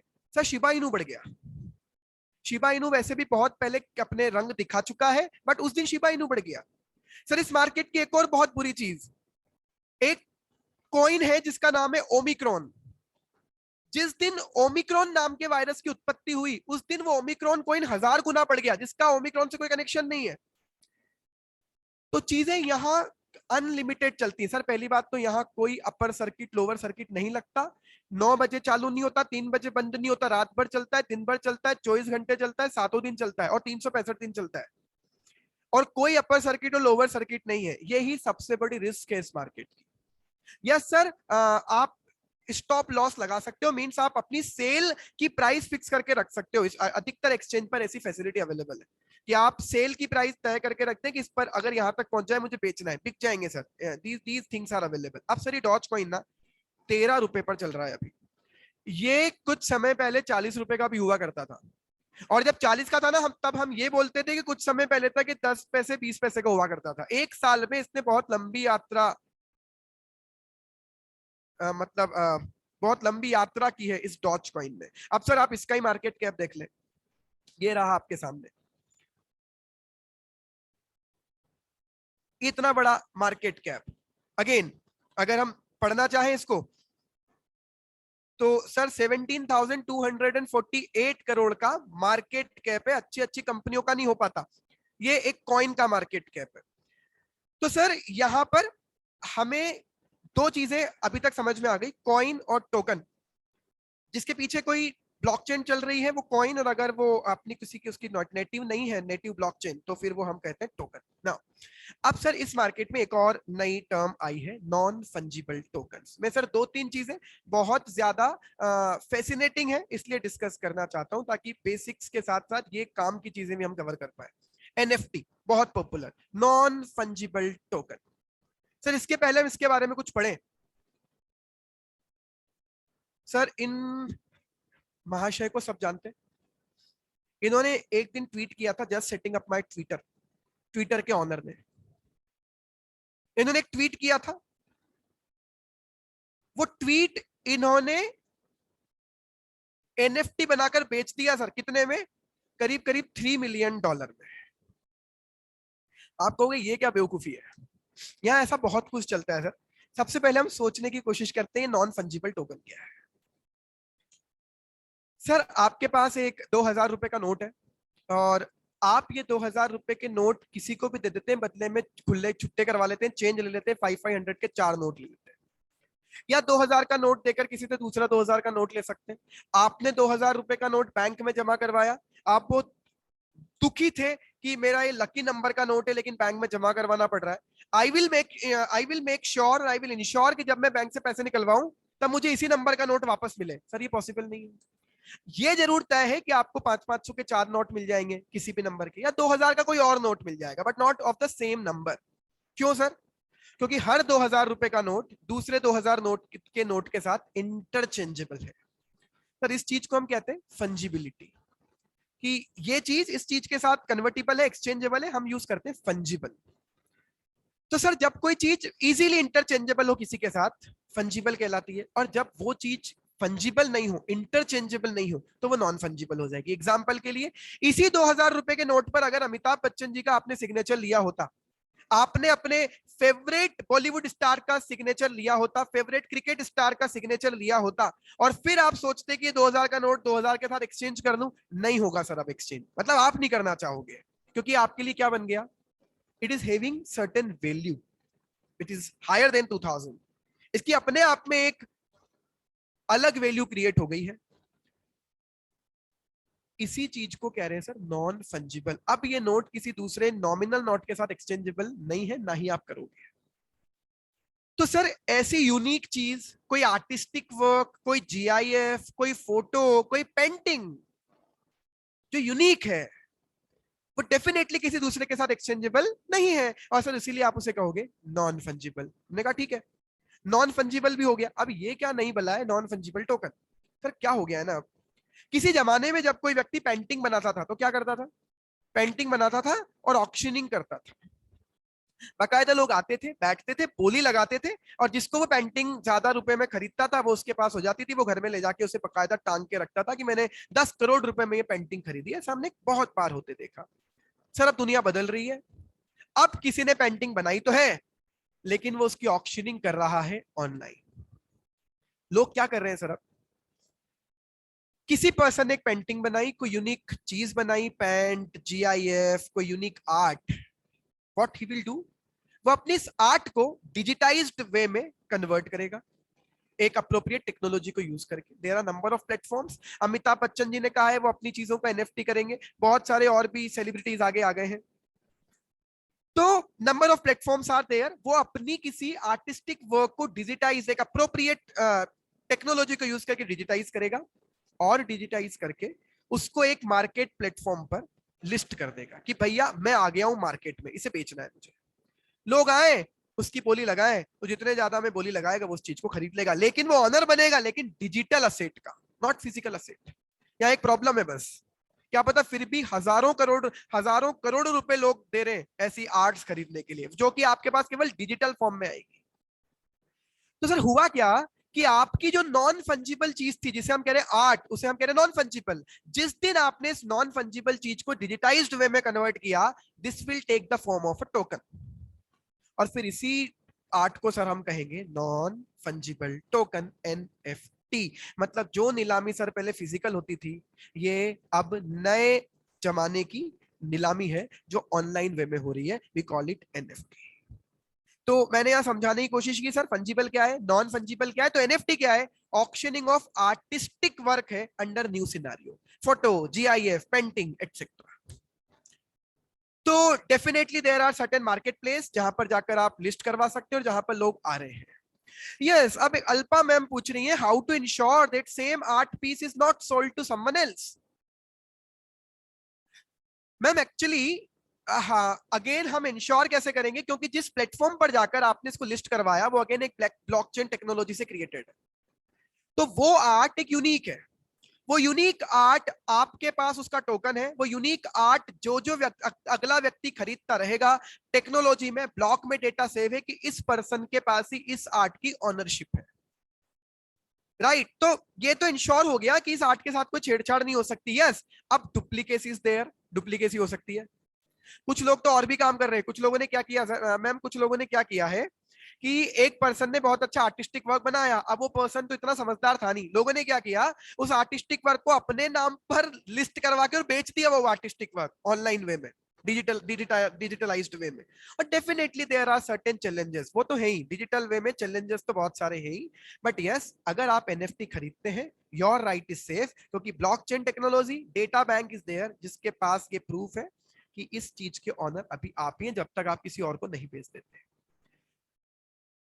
NFT are sold in piece and income on it are shared with stakeholder. Is this true?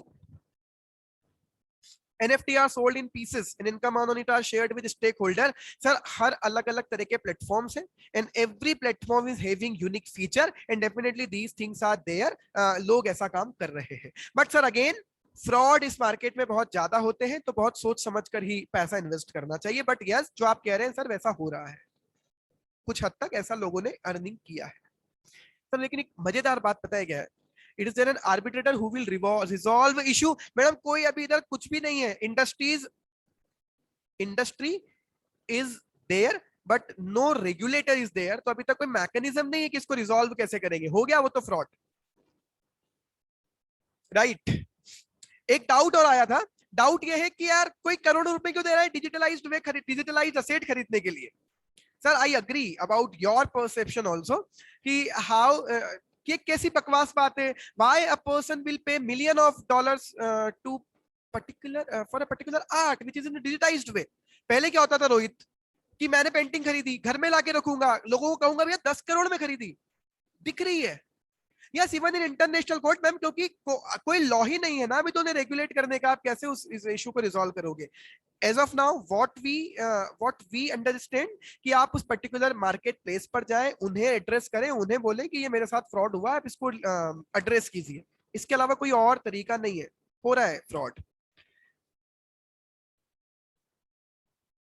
Is the way to make money in NFT and Bitcoin is only to sell to next investor a higher rate. Sir bitcoin और इनके through investment करने का अलावा sir definitely investment का तो यही return है कि आप किसी और को हायर रेट पर बेच दें.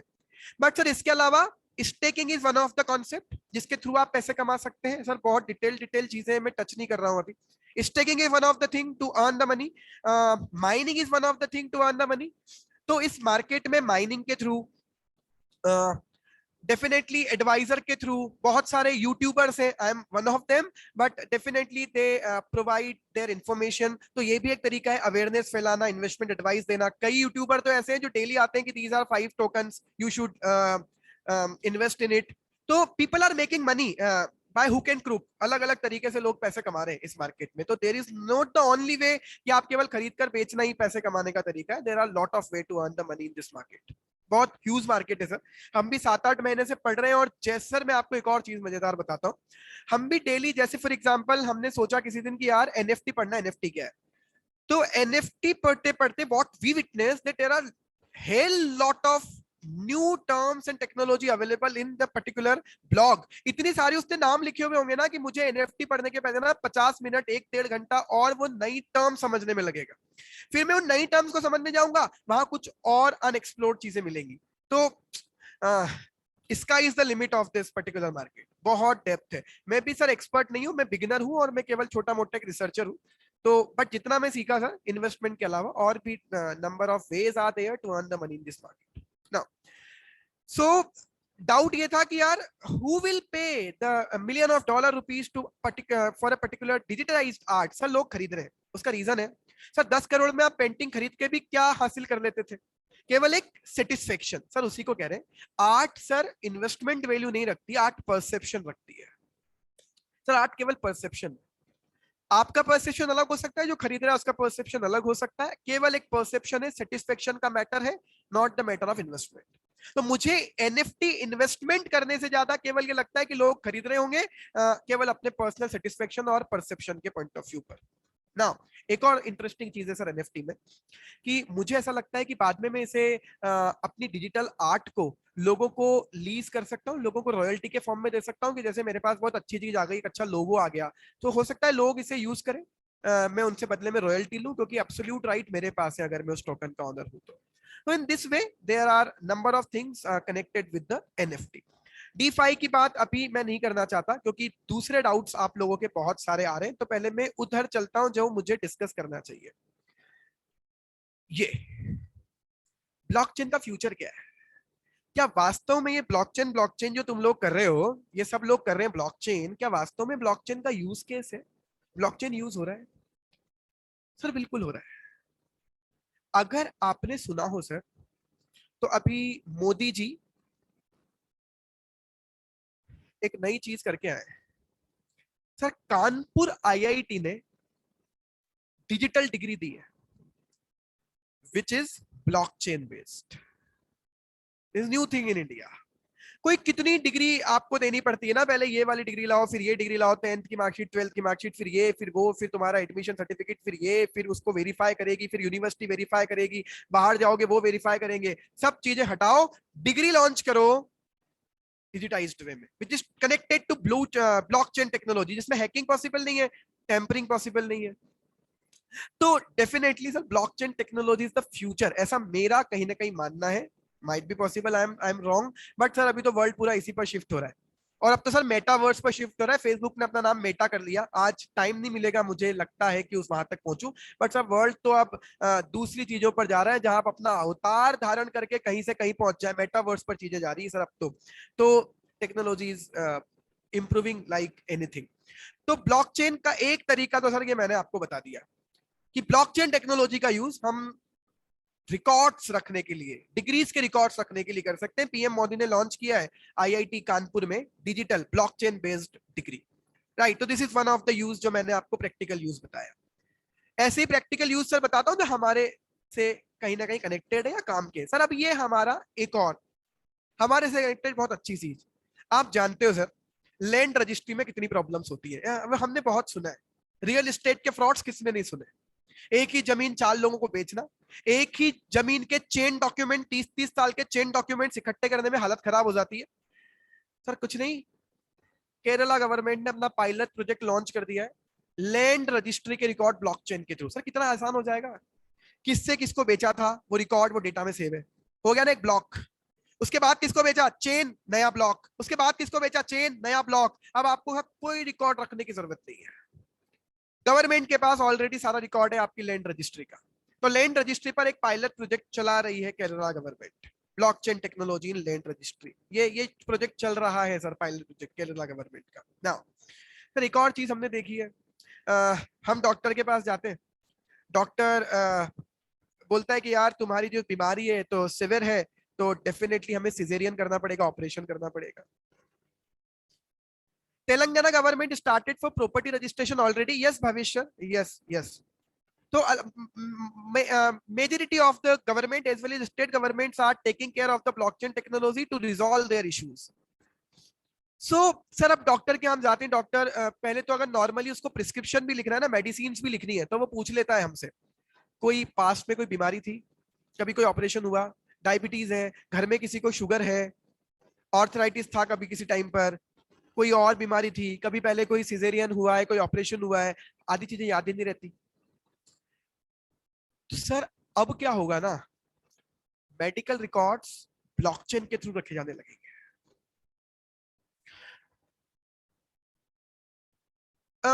अनिरुद्ध सर हम ऐसा नहीं कह सकते कि every digital record is blockchain, but when digital records are connected. Sir previous hash से नया हैश अगर आप कनेक्ट कर दोगे, सर देखो हर डेटा बैंक एक ब्लॉक हो सकता है, पर जब तक वो ब्लॉक दूसरे के साथ कनेक्टेड नहीं है तब तक आगे से आगे इंफॉर्मेशन ट्रैक कैसे करेंगे। तो चेन का होना बहुत जरूरी है। डेटाबेस तो सर अभी भी होते हैं, बट अभी तक क्या हो रहा है ना कि डेटाबेस सेंट्रलाइज्ड होते हैं, ब्लॉकचेन क्या कर रही है, डिसेंट्रलाइज्ड, हैकिंग पॉसिबल नहीं है। दूसरी चीज, ब्लॉकचेन सारे ब्लॉक्स को जोड़ेगी सो दैट आगे से आगे आपके पास सारी इंफॉर्मेशन अवेलेबल है कि फाइनल वो एज ऑफ नाउ सिचुएशन क्या है, पहले क्या थी, पहले क्या थी, पहले क्या थी। सर ट्रैकिंग कितनी आसान है, ट्रेल बहुत आसानी से आपके पास अवेलेबल है। ये टेक्नोलॉजी इवॉल्व हो रही है ऐसे। सो हैकिंग पॉसिबल नहीं, टेम्परिंग पॉसिबल नहीं, डिसेंट्रलाइज सिस्टम है पूरा, और ब्लॉक्स तो है लेकिन वो चेन के थ्रू, मींस टेक्नोलॉजी के थ्रू कनेक्टेड है, एनक्रिप्टेड है।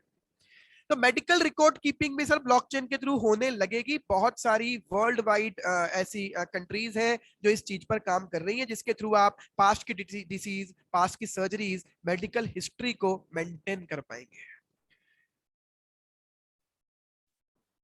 ट्रस्टवर्दी है या नहीं एक्सचेंजेस? सर एक्चुअली हमारे पास कोई और ऑप्शन भी नहीं है ना। आप इंडिया के एक्सचेंजेस को यूज ना करें, वर्ल्ड वाइड बाइनेंस को यूज कर लें।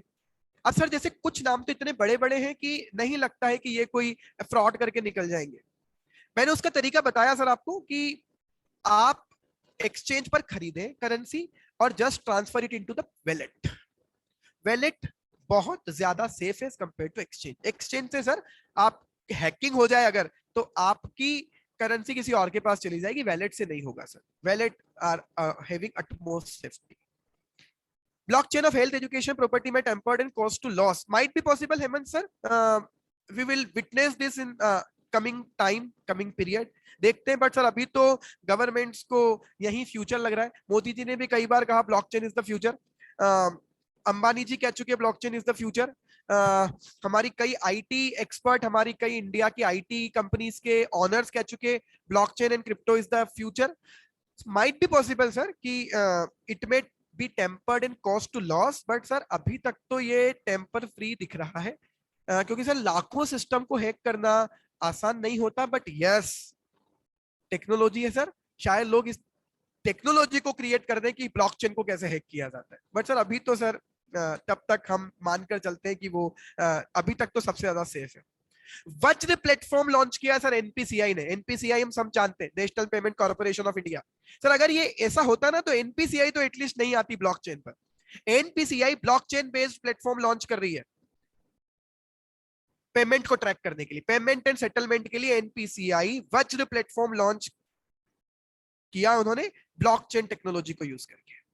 नाउ अब मेरे पास जैसे जैसे टाइम आगे बढ़ता जा रहा है सर, मेरी कोशिश यही है कि हम आज केवल और केवल क्रिप्टो करेंसीज की टर्म्स को थोड़ा सा समझ लें। जो आप जब क्रिप्टो को एक्सप्लोर करेंगे तो वर्ड आपके सामने ज्यादा आएंगे। अगर मैं अपनी राह से भटक रहा हूं या आपको लगता है कि हमें किसी और मुद्दे पर चलना चाहिए, please again you have rights to guide me. So sir एक नया वर्ड और सुनने को मिलता है, ऑल्ट कॉइन्स। ऑल्ट कॉइन्स क्या है सर? आप देखिए, हम इधर चलते हैं। पहला कॉइन वर्ल्ड वाइड जो था वो सबने सुना, bitcoin. But sir bitcoin is not the only crypto currency in the world. 16,000 crypto currencies है। वापस आते हैं, अब सर आप वापस देख सकते हैं सर, ये कुछ शुरुआत में नाम आ रहे हैं। इथेरियम, बाइनेंस का कॉइन है, टीथर है, सोलाना, कार्डानो, यूएसडी का कॉइन है, रिपल है, XRP, Terra, polka dot.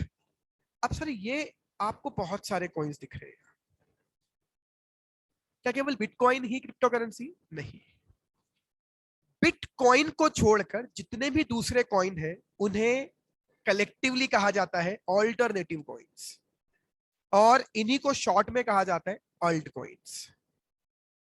Akhilesh sir, this is cryptogabbar.com। जिस तरह से आपने शेयर मार्केट में कभी चीजों को ऑब्जर्व, चीजों को एक्सप्लोर करने के लिए moneycontrol.com यूज किया होगा, सर ये क्रिप्टो मार्केट के लिए वेबसाइट है cryptogabbar.com। It's a market place जहां सर आप बहुत कुछ चीजें कर सकते हैं।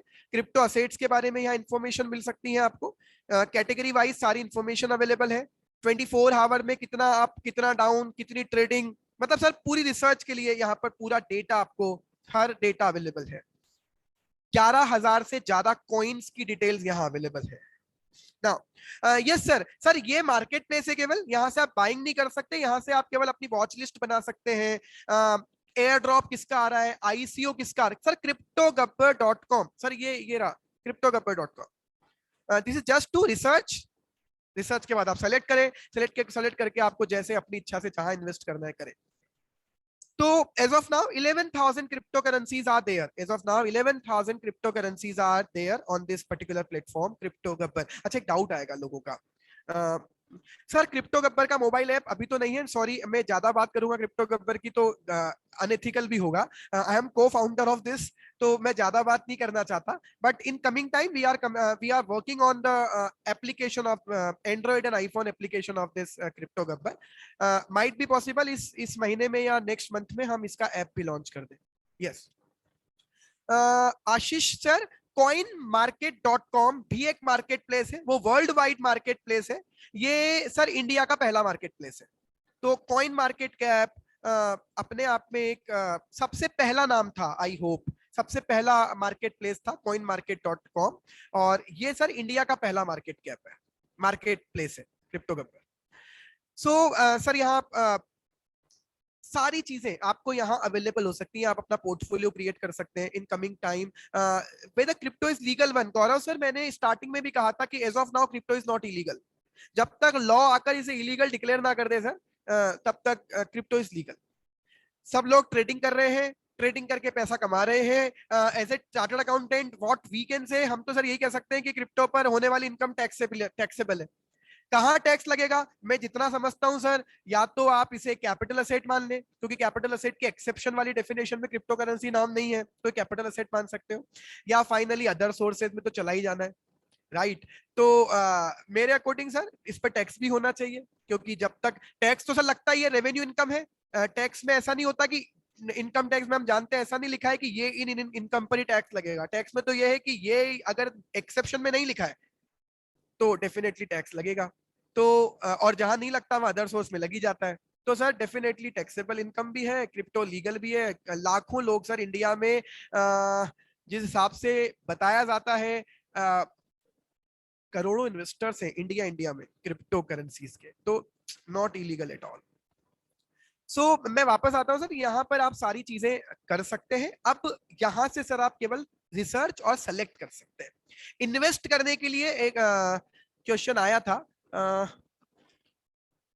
स्वदेश सर का, where we can buy. Sir buy करने के लिए ना आपको वजीर एक्स, अगेन सर कोई पेड सब्सक्रिप्शन, पेड प्रमोशन नहीं है, कुछ नाम बता रहा हूं आपको, WazirX, coin switch Kuber, CoinDCX, ऐसे कुछ नाम है सर। ये क्रिप्टो एक्सचेंजेस है जिन पर जाकर आप ट्रेडिंग कर सकते हैं। सर वॉल्ट, मेरे ख्याल से आप वैलेट की बात कर रहे हैं।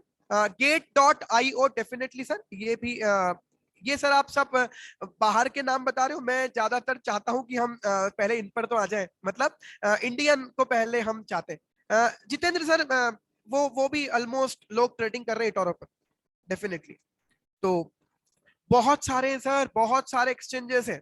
अब सर एक डाउट और आता है कि जब एक्सचेंजेस ऑलरेडी है, तो फॉर एग्जांपल मैं वजीर एक्स से बिटकॉइन खरीदता हूं, तो बिटकॉइन की रिसर्च तो मैं वजीर एक्स पे कर लूंगा ना। मुझे किसी मार्केट प्लेस की जरूरत क्यों है? इसलिए है सर, हर एक्सचेंज पर केवल 200-300 कॉइन ही लिस्टेड है। तो आपको सर मेरे मोबाइल में ना करीब करीब 20 एप्लीकेशन डाउनलोडेड है, कुछ वैलेट्स की, कुछ एक्सचेंजेस की। हर कॉइन को खरीदने के पहले पता लगाना पड़ता है कि ये कौन से एक्सचेंज पर लिस्टेड है, ये लिस्ट में है या नहीं, या डेक्स पर चल रहा है, डिसेंट्रलाइज एक्सचेंज। कुछ ऐसे कॉइन्स हैं जो केवल आप कॉइन टू कॉइन ही खरीद सकते हो, वो अभी लिस्टेड ही नहीं है किसी एक्सचेंज पर, तो वो भी है। तो हर एक्सचेंज पर केवल 200-300 कॉइन है। अब आपको 11,000 कॉइन की एट पर्टिकुलर प्लेस इंफॉर्मेशन चाहिए, दैट्स द रीजन कि मार्केट प्लेस रिक्वायर्ड होते हैं। तो at one place you can research, you can compare. Yes sir, यहाँ पर आप ना कंपेयर भी कर सकते हैं कि आपको लगा Dogecoin, Shiba Inu compare करना है, राइट? तो आप यहाँ पर कंपैरिजन में जाएं, और कंपैरिजन भी आप दो करेंसीज का यहाँ जाकर कर सकते हैं, तो वहां सारी इंफॉर्मेशन आ जाएंगी दोनों करेंसी को कंपेयर करने की। तो number of things are there. Arbitrage कर सकते हैं सर, अभी तक हमने करके नहीं देखा, बट यस लोग कहते हैं आर्बिट्रेज अपॉर्चुनिटीज आर देयर, क्योंकि अलग अलग एक्सचेंज पर प्राइस कभी अलग अलग चलते हैं। तो definitely if your technology and your speed permit, definitely हो सकता है, क्योंकि बहुत बड़ा बड़ा गैप भी हमने सर अलग अलग एक्सचेंज पर प्राइजेस का देखा है। यस, सो टर्मिनोलॉजी पर आता हूं सर। ऑल्ट कॉइन्स, बिटकॉइन पहला कॉइन था, इसके अलावा सारे बचे हुए कॉइन्स को, जो भी कॉइन है बिटकॉइन के अलावा, उन्हें ऑल्ट कॉइन कहते हैं। डिसेंट्रलाइजेशन हम ऑलरेडी समझ चुके हैं सर। ब्लॉकचेन का जो सिस्टम है वो ट्रेडिशनली डिसेंट्रलाइज है, जिसका मतलब है कि अगर आपको पावर रखनी है तो डिसेंट्रलाइज पावर है, अगर आपको हैकिंग करनी है सारे सिस्टम को करना होगा, और इस ब्लॉकचेन का एक भी डेटा अगर आपको बदलना है तो जितने भी नोड्स है, नोड्स मतलब जो उस टेक्नोलॉजी के साथ कनेक्टेड कंप्यूटर्स है, उनमें से मेजॉरिटी की अप्रूवल लेनी होगी। दैट्स द रीजन हम इसे डिसेंट्रलाइज कहते हैं।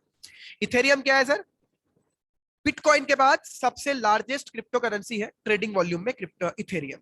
एक क्रिप्टो नेटवर्क है, सॉफ्टवेयर प्लेटफॉर्म है, जहां आप नई एप्लीकेशंस या अपनी खुद की टोकन क्रिएट कर सकते हैं ना। ये वर्ड सर आपको बहुत सुनने को मिलेगा, गैस फीस।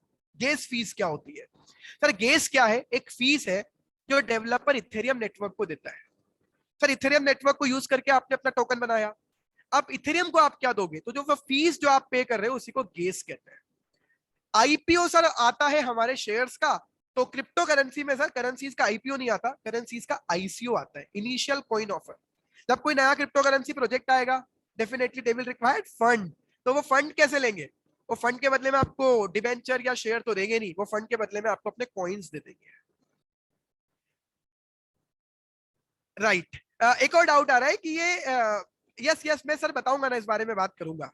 आपने एक वर्ड बोला था एयर ड्रॉप्स, क्या होते हैं सर? बहुत सारी चीजें हैं इधर, बहुत सारी चीजें। बिल्कुल आता हूं मैं सर। तो सर आईसीओ क्या होता है कि जब एक कंपनी आई, उसको कोई नया प्रोजेक्ट चालू करना है, पैसे लेने, अब क्या करेगा सर वो?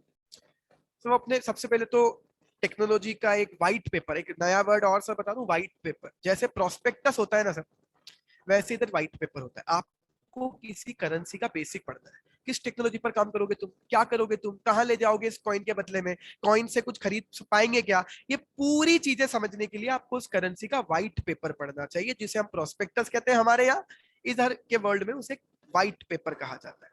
तो उस बंदे ने कहा कि मुझे 10,000 करोड़ रुपए चाहिए, 5,000 करोड़ रुपए चाहिए, बदले में हम आपको कॉइन्स दे देंगे। तो आप पैसे दे, उन्हें पैसे मिलेंगे, बदले में आपको कॉइन इशू कर देंगे, और इसे आईपीओ की जगह कहा जाता है आईसीओ। तो जैसे इधर आईपीओ होता है, यहाँ आईसीओ है। पीयर टू पीयर, ये वर्ड आप बहुत सुनोगे sir, P to P.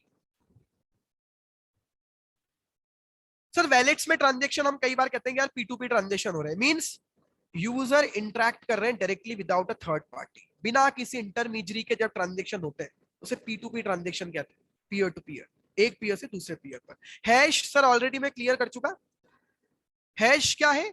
Blockchain केवल वैलिडेट ट्रांजैक्शन को ही अपने में एंटर करने देती है, ऐसा ट्रांजैक्शन जो वैलिड है वही ब्लॉकचेन में आएगा।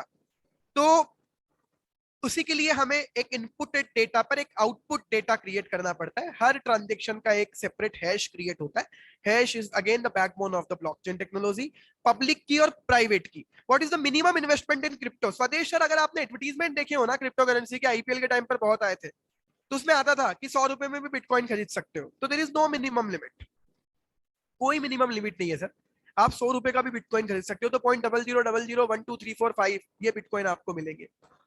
पंकज सर प्लीज, आप मतलब मैं इन्वेस्टमेंट एडवाइस देना भी नहीं चाहता हूं। Again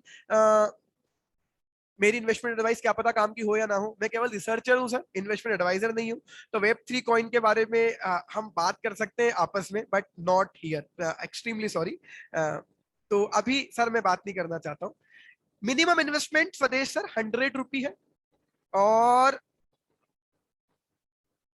chances that crypto will be legal in India. Gaurav sir, आप मुझसे ओपिनियन अगर पूछ रहे हैं, मेरा ओपिनियन, तो सर मेरा ओपिनियन ये है, खैर मैं ओपिनियन देने वाला कोई होता भी हो या नहीं I don't know, but sir opinion मेरा ये है कि इंडिया में क्रिप्टो बैन नहीं होगा।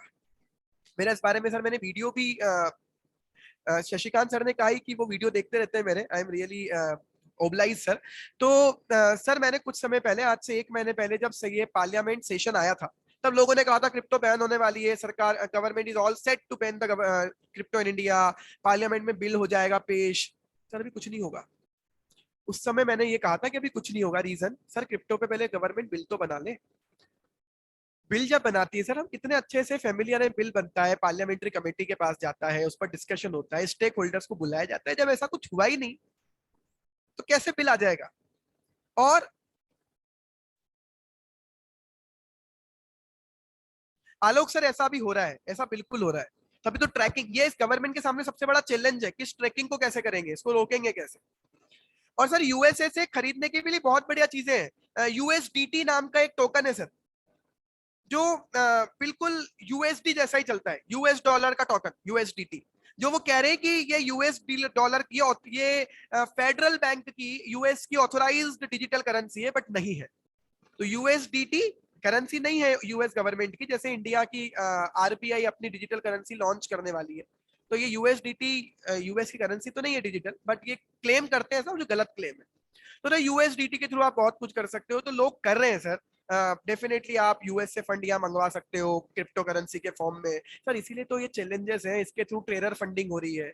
हम भी क्यों बार बार बच रहे हैं इन चीजों से, कि हम नहीं चाहते कि आप ओपनली अलाउ कर दो, क्योंकि sir terror funding is one of the challenge, money laundering is one of the challenge. How government will address?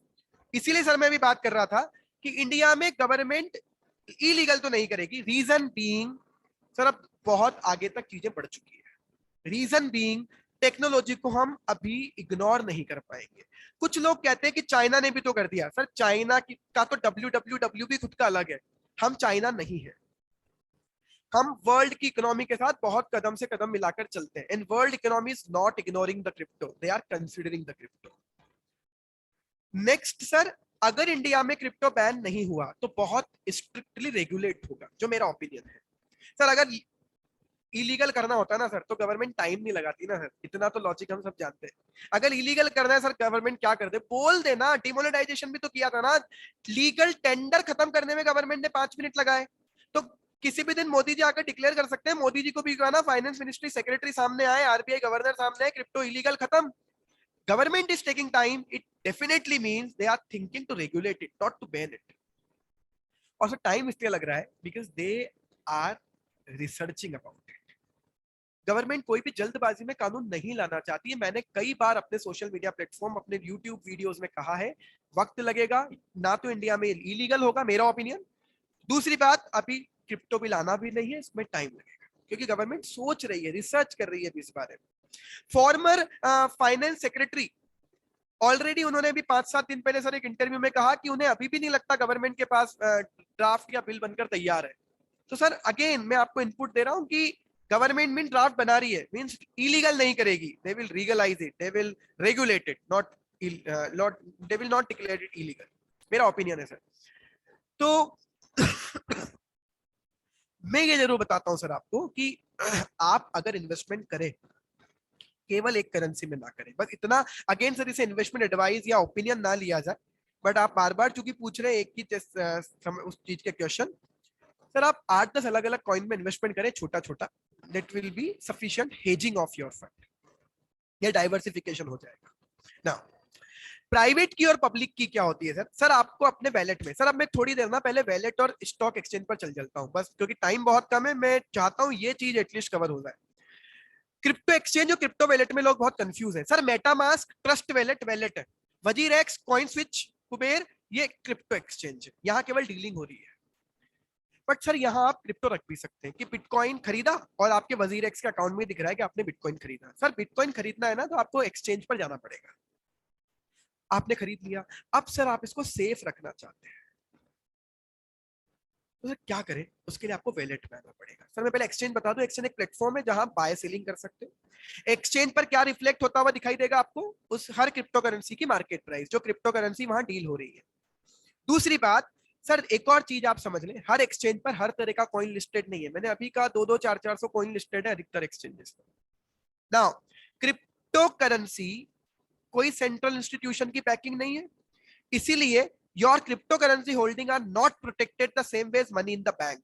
जिस तरह से आपका पैसा बैंक में प्रोटेक्टेड है, क्रिप्टो एक्सचेंजेस पर वो प्रोटेक्शन नहीं है अवेलेबल। नाउ अब आप क्या करेंगे?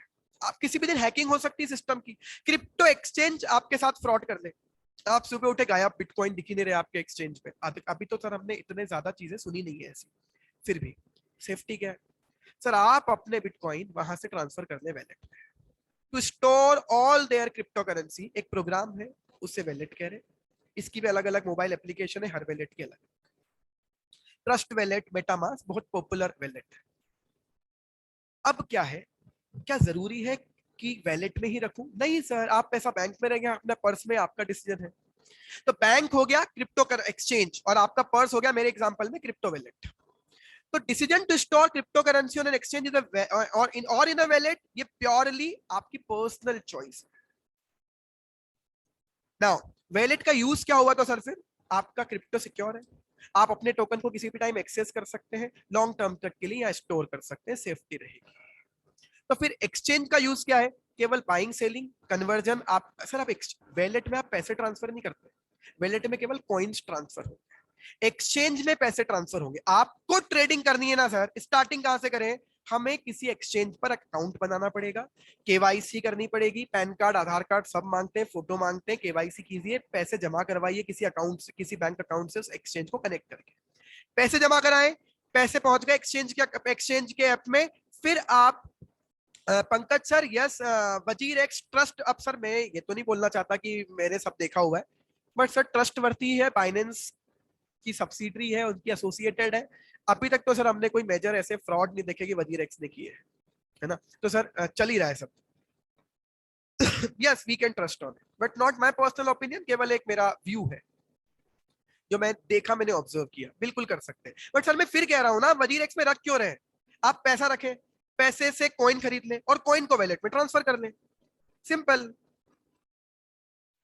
सिंपल है ना सर, कॉइन को वैलेट में ट्रांसफर कर लें, उसी बारे में तो हम बात कर रहे हैं। तो सर वजीर एक्स पे ट्रेडिंग करने के लिए क्या चाहिए? पहले उसको अकाउंट को कनेक्ट करो, केवाईसी करो, फिर बैंक अकाउंट जोड़ो, बैंक अकाउंट से वजीर एक्स में पैसे ट्रांसफर कीजिए, वजीर एक्स में बिटकॉइन खरीदिए। और अब बिटकॉइन आपको नहीं बेचने ना सर कल, तो क्या करें सर? उठाकर उस बिटकॉइन को ट्रांसफर कर ले अपने ट्रस्ट वैलेट में, जो आपका क्रिप्टो वैलेट है।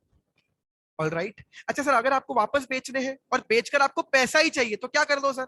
वैलेट से वापस ट्रांसफर कर लो एक्सचेंज में, एक्सचेंज पर आकर बेच दो और बेचकर आपके अकाउंट में पैसे आ जाएंगे, वजीर एक्स के अकाउंट में। इस पैसे को विड्रॉ कर लो तो पैसा आपके बैंक अकाउंट में पहुंच जाएगा। सिंपल। सर ट्रेडिंग का एक अलग सेशन लेना पड़ेगा, बट मैं ट्राई कर रहा हूं कि जितना बता पाऊं, ऐसा ना हो फाइनली निकले यार बहुत जल्दी जल्दी, तुम तो डिस्कस कर रहे थे। Transferring will cost withdraw fees. Shubham sir, her wallet की एक पब्लिक और प्राइवेट की होती है। अब मैं उसी पर आ रहा हूँ शुभम सर, उसी पर आ रहा हूँ बस, कि एग्जैक्टली मैं यहां से छोड़कर इसीलिए गया था कि पब्लिक की और प्राइवेट की क्या होती है। पब्लिक की, प्राइवेट की क्या है सर, उसी का डिस्कशन कर रहा हूँ। सर आपको अपने बैंक अकाउंट में किसी से पैसे जमा करवाने हैं, क्या करोगे? आप बैंक अकाउंट का नंबर दे दोगे। वैसे ही सर ट्रस्ट वैलेट जैसे ही आपने डाउनलोड किया, इस वैलेट की आपको एक पब्लिक की मिलेगी, उसको आप वहां से कॉपी करेंगे, ट्रस्ट वैलेट में जाएंगे, यस अल्पा मैम, हर एक्सचेंज अलाउ करता है बैंक अकाउंट में पैसे ट्रांसफर करना, विड्रॉ और डिपॉजिट। मैडम अदरवाइज एक्सचेंज काम ही कैसे करेगा, अदरवाइज एक्सचेंज काम ही कैसे करेगा? तो डेफिनेटली आप पैसे वहां जमा कराएंगे, उससे कॉइन खरीदेंगे, फिर कॉइन बेचोगे तो पैसे आएंगे। अब पैसे उसमें थोड़ी रखने हैं आपको, तो definitely you can transfer it, you can withdraw it in your account. ये तो बेसिक सिस्टम है मैम क्रिप्टो एक्सचेंजेस का। सो यस सर, वैलेट में ट्रांसफर करने की फीस होती है, बट सर क्रिप्टो में इतना ज्यादा रिटर्न है इन्वेस्टमेंट का कि ये ट्रांसफर फीस या ये सारी फीस बहुत ज्यादा मायने नहीं रखती है ना। 2-4% भी हो गया ना सर, तो 10 दिन में तो क्रिप्टो करेंसीज में बातें ऐसी होती हैं कि 10 दिन में डबल हो गया, 10 दिन में 200% रिटर्न है, 500% रिटर्न है। वहां 5% की फीस कोई मायने नहीं रखती सर, करना पड़ता है। तो सर आपके पास ना उस वैलेट की एक की अवेलेबल होगी, वो पब्लिक की कहलाती है सर। तो उसके थ्रू आप कनेक्ट करें, और वो पब्लिक आप जैसे ही वहां जाएंगे वैलेट में, आप वजीर एक्स में गए अपने एक्सचेंज में कि मुझे बिटकॉइन यहाँ से ट्रांसफर करने वैलेट में, तो पहले तो आप वैलेट अपना कनेक्ट कर लें। वैलेट की एक पब्लिक की आपको मिलेगी सर, सब वैलेट में सारे ऑप्शन अवेलेबल है, यूट्यूब पर ढेरों वीडियोस अवेलेबल है इस बारे में कि कैसे सब कुछ होता है। और ट्रेडिंग का सेशन मैम अलग से फिर लेना ही पड़ेगा अगर ऐसी चीजें हैं तो अभी यहाँ डिस्कस नहीं कर सकते। तो आप वैलेट में जाएंगे, वहां से अपनी की कॉपी करेंगे, जाएंगे वजीर एक्स में, वहां जाकर बोलेंगे ट्रांसफर कर दो इस वैलेट में, की कॉपी करके वहां पेस्ट करें, उधर आपके अकाउंट में आपको वैलेट में आपको बिटकॉइन दिखने लग जाएंगे। अब फिर प्राइवेट की क्या होती है सर? प्राइवेट की जैसे आपका बैंक अकाउंट का पासवर्ड, नेट बैंकिंग का पासवर्ड इस प्राइवेट की। तो जो वैलेट की प्राइवेट की है ना सर, वो तो आपके पास रहेगी ना, वो आपको बहुत ध्यान से रखनी। वो ही एक व्यक्ति की गुम गई सर, हजारों करोड़ रुपए का नुकसान हो गया उसको। तो प्राइवेट की क्या है, this not for the public. Wallet की प्राइवेट की होती है, तो आपकी क्रिप्टो करेंसी पे डायरेक्ट आपको एक्सेस दे देगी डेफिनेटली। तो इसी के लिए मैं कह रहा था कि आपकी जो भी प्राइवेट की है उन्हें बहुत संभाल के किसी पेपर पर लिखकर उस पेपर को बकायदा लेमिनेशन करवा के रखे सर। सर मोबाइल में मत रखना प्राइवेट की। रीजन, अगर आपका मोबाइल किसी ने हैक किया तो वैलेट भी हैक करेगा, और वैलेट की प्राइवेट की भी उसको आपके मोबाइल में किसी ऐप में सेव होके मिल जाएगी। तो सर ऐसा हमारे जान पहचान में एक पर्सन के साथ हो चुका कि एक ही मोबाइल में सब कुछ था, तो मोबाइल हैक हुआ तो वैलेट भी हैक हो गया, क्योंकि वैलेट की प्राइवेट की तो उसी मोबाइल में सेव हो रखी थी। ये चैलेंजेस है सर कुछ, तो वी नीड टू इंश्योर कि हमारे साथ फ्रॉड ना हो। तो ये है सर पब्लिक की और प्राइवेट की का कॉन्सेप्ट, जिसको हम समझ पाए वैलेट और क्रिप्टो एक्सचेंजेस के थ्रू। तो ये ट्राई किया सर मैंने कुछ हद तक समझाने का, मेरे लिए बहुत चैलेंजिंग था कि 2 घंटे में क्रिप्टो को कैसे डिमिस्टिफाई करेंगे, क्योंकि कैपिटल मार्केट कमेटी में 3, 4 और 5 तारीख को, मीन्स कल परसों और उसके बाद मेरे 2-2 घंटे के 3 सेशन है, जहां मैं इन सारी चीजों को डिटेल में डिस्कस करूंगा। But I tried my best कि मैं इस 2 घंटे में कुछ चीजें आपको एक्सप्लेन कर पाऊं। तो आई थिंक हम सब कवर कर चुके। आई थिंक मेरा टाइम भी हो रहा है, मुझे खत्म भी करना है। लेट्स सी कहां तक हम पहुंच गए। डिफाई बस सर मैंने अभी छोड़ा है। कुछ लोग हैं जो प्रोजेक्ट बता रहे हैं कि हम क्या करेंगे, बोले हम डिफाई करेंगे। DeFi mean what? Decentralized finance. Sir अभी क्या हो रहा है ना, पैसा बैंकों के पास है, किसी को लोन लेना है बैंक में जाएगा, किसी को देना है पहले बैंक में पैसे जमा करवा के रखें डिपॉजिट्स, फिर वो बैंक किसी और को लोन दे देगी। डीफाई क्या है सर? Decentralised finance. मुझे मेरा पैसा वर्ल्ड वाइड किसी को लोन देना है, मैं पैसा रखूंगा, कोई सामने वाला पर्सन आएगा कि मुझे लेना है, वो पैसा उसको चला जाएगा, मुझे इंटरेस्ट आ जाएगा, पैसा वापस आ जाएगा। अब इन चीजों में कितनी सच्चाई है ये सब वक्त बताएगा। बट डीफाई पर बहुत सारे प्रोजेक्ट काम कर रहे हैं, बहुत सारी करेंसीज हैं जिन्हें डीफाई कहते हैं, क्योंकि उनके पीछे जो प्रोजेक्ट चल रहा है वो डिसेंट्रलाइज्ड फाइनेंस का चल रहा है। तो ये कुछ छोटा सा डिफरेंस है between DeFi and traditional finance. Traditional finance में हमारी मनी एफआई के पास रहती है, डीफाई में हमारी मनी हमारे पास ही रहेगी। आपके पास राइट होगा आपको इसको कैसे खर्च करना है। और राइट, तो डीफाई और ट्रेडिशनल फाइनेंस सर अभी मैं ट्राई कर रहा हूं कि ना करूं डिस्कस, बहुत डिटेल टाइम लगेगा क्योंकि इसमें। तो सिंपल यही कि बहुत सारे आप जब डेफी वर्ड सुने, डीफाई वर्ड सुने इस मार्केट में, तो इसका मतलब ये है, इसका मतलब सर केवल ये है कि अब जो फाइनेंस का नया तरीका आने वाला है ना। और सर एक और चीज, मुकेश अंबानी जी ने कहा है कि DeFi will be the future, क्योंकि आज भी ऐसी बहुत सारी कंपनियां हैं जिनकी अच्छी रेटिंग है लेकिन उन्हें पैसा नहीं मिल पाता। तो अंबानी जी जैसे व्यक्ति कह रहे हैं डीफाई में be the future. Right sir, metaverse कुछ नहीं है, एक तरह की नई टेक्नोलॉजी है मेटावर्स एक नई तरीके की टेक्नोलॉजी है जहां सारी चीजें आपको वर्चुअल हो जाएंगी। अभी आप सोचते हो कि मुझे गेम खेलना है, तो सर गेम खेल के हम रह जाते हैं, केवल गेम खेल के रह जाते हैं। लेकिन सर मेटावर्स आ गया ना, जिस दिन एक्चुअल में टेक्नोलॉजी इंप्लीमेंट हो गई, उस दिन क्या होगा? उस दिन क्या होगा सर? उस दिन आप गेम कैसे खेलोगे पता है? आपके सामने एक बड़ी सी स्क्रीन है, आप वहां से अवतार डाउनलोड करें, वो अवतार के थ्रू आप ना टीवी में चले जाएंगे और आपको ऐसा लगेगा आप खुद गेम खेल रहे हो। टीवी देखोगे ना सर आप, तो आपको ऐसा लगेगा कांटों पे आप चल रहे हो, पहाड़ से आप गिर रहे हो। ये सर P2P फाइनेंस जैसा है, लेकिन सर्टेनली अगेन थोड़ा सा डिफरेंस है, बट यस वो पीयर टू पीयर फाइनेंस है सर। डेफिनेटली एक पर्सन से दूसरे पर्सन को डायरेक्ट हो रहा है without intervention of any third party. Definitely DeFi पे बहुत सारे प्रोजेक्ट काम कर रहे हैं, इसलिए कई टोकन आपको मिलेंगे DeFi token. DeFi token means उनकी टेक्नोलॉजी DeFi के थ्रू चल रही है, वो डिसेंट्रलाइज फाइनेंस पर काम कर रहे हैं। अभी कितना काम हो रहा है ये नहीं पता, लेकिन DeFi को लेकर टोकन बहुत सारे आ गए। तो सर मेटावर्स भी एक टेक्नोलॉजी है, मेटावर्स को लेकर बहुत सारे टोकन आ गए। मेटावर्स मेटावर्स मेटावर्स, तो सर मेटावर्स क्या है? आपकी सोच को ना, आपकी सोच को रियलिटी में लाके कन्वर्ट कर देगी। आपने अपना अवतार डाउनलोड किया, आपको अपने किसी दोस्त के साथ मीटिंग करनी है, आप अभी तो ऑनलाइन कर रहे हो, देख पा रहे हो, आप क्या करो, बोले यार एक वर्चुअल अवतार क्रिएट करते, चलो साथ में बैठ के बात करेंगे। आपको ऐसा लगेगा आप दोनों आमने सामने एक दूसरे के साथ बैठ के बात कर रहे हो। This will be the metaverse, this will change the world, this will change the world. और चूंकि फेसबुक जैसा व्यक्ति अपने आप को मेटा नाम दे देता है, इसका मतलब समझ लेना सर चीजें किस तौर पर जा रही है। Right, so over to Shashikant sir and Devendra sir. I think मैंने ज्यादा टाइम नहीं लिया, सॉरी अगर मैंने ज्यादा टाइम ले लिया हो तो, बट सर चीजें इतनी इंटरेस्टिंग है ना कि एक के बाद एक निकलती जाती है। Over to you sir. Thank you Rohit ji, it was really excellent session. हम लोग भी बिल्कुल एक्टिवली आप ही को देख रहे थे तो नॉर्मली जो है साथ साथ दूसरे काम हो जाते हैं, बट आपका सेशन इतना लाइव था और हमारे लिए भी एकदम नया था।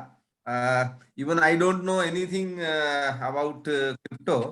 बस यही था कि क्रिप्टो है, इसमें बहुत पैसा कमा रहे हैं कुछ लोग बहुत गंवा रहे हैं। लीगल और इलीगल जरूर चल रही थी, जैसा पर आपने डिटेल में जिस तरह से समझाया, तो it was really an excellent session. तो सिंस जितने भी हमारे मेंबर्स की जो क्वेरी थी वो भी आपने बहुत साथ साथ आपने कवर कर ली, और तो आई थिंक जो हमारे मेंबर्स हैं उनकी काफी सारी क्वेरीज तो यही रिजॉल्व हो गई होगी। और अभी जैसा कि रोहित भाई ने बताया कि 1 2 3 दिन का इनका session capital committee on capital market में भी है, तो आप वहां पे भी इनको सुने, आपको और डिटेल में जानकारी मिलेगी। और हमारा एक सेशन 7 तारीख को और क्रिप्टो पे आने वाला है इसी सीरीज में। ये 2 से 9 की जो हमारी 1 तारीख से 9 तारीख की 9 सीरीज में से हमने 2 दिन हमने क्रिप्टो के लिए रखे हैं। तो एक आज सेशन कंप्लीट हुआ है, सेकंड सेशन और इसमें आएगा, तो रिमेनिंग आपकी कुछ चीजें जो बची होगी हम वहां लेने की कोशिश करेंगे। और आप इसी तरह हमारे साथ बने रहें। 9 दिन आपको डिफरेंट एक्सपीरियंस मिलेगा। जो इंडस्ट्री के जो एक्सपर्ट लोग हैं वो हर रोज आएंगे। हमने सेम टॉपिक पे बड़ी मुश्किल से लड़ झगड़ कर ये प्रोग्राम आपके लिए फाइनल कराया, क्योंकि हमें सीपी कमेटी ने बोला था कि सेम सब्जेक्ट पे एक साथ इतने स्पीकर कैसे आ रहे हैं। तो हमने उनको समझाया था कि सर हम सबका विजन और व्यूअर्स के पास ले जाना चाहते हैं, तो हमारे जो व्यूअर्स हैं वो सबको सुनने के बाद अपना इन्वेस्टमेंट डिसीजन लें।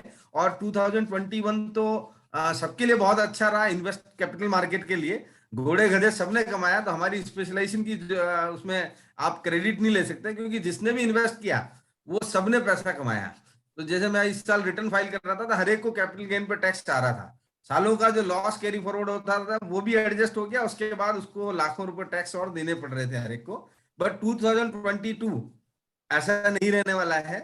यहाँ अब प्रॉफिट भी होगा और लॉस भी होगा। और जैसा कि एक्सपर्ट लोग बता रहे हैं कि अब आपको अपने दिमाग की सही परख अब होने वाली है, तो उसी के लिए हमने सोचा कि हम इन 9 एक्सपर्ट्स को एक साथ लेके आए।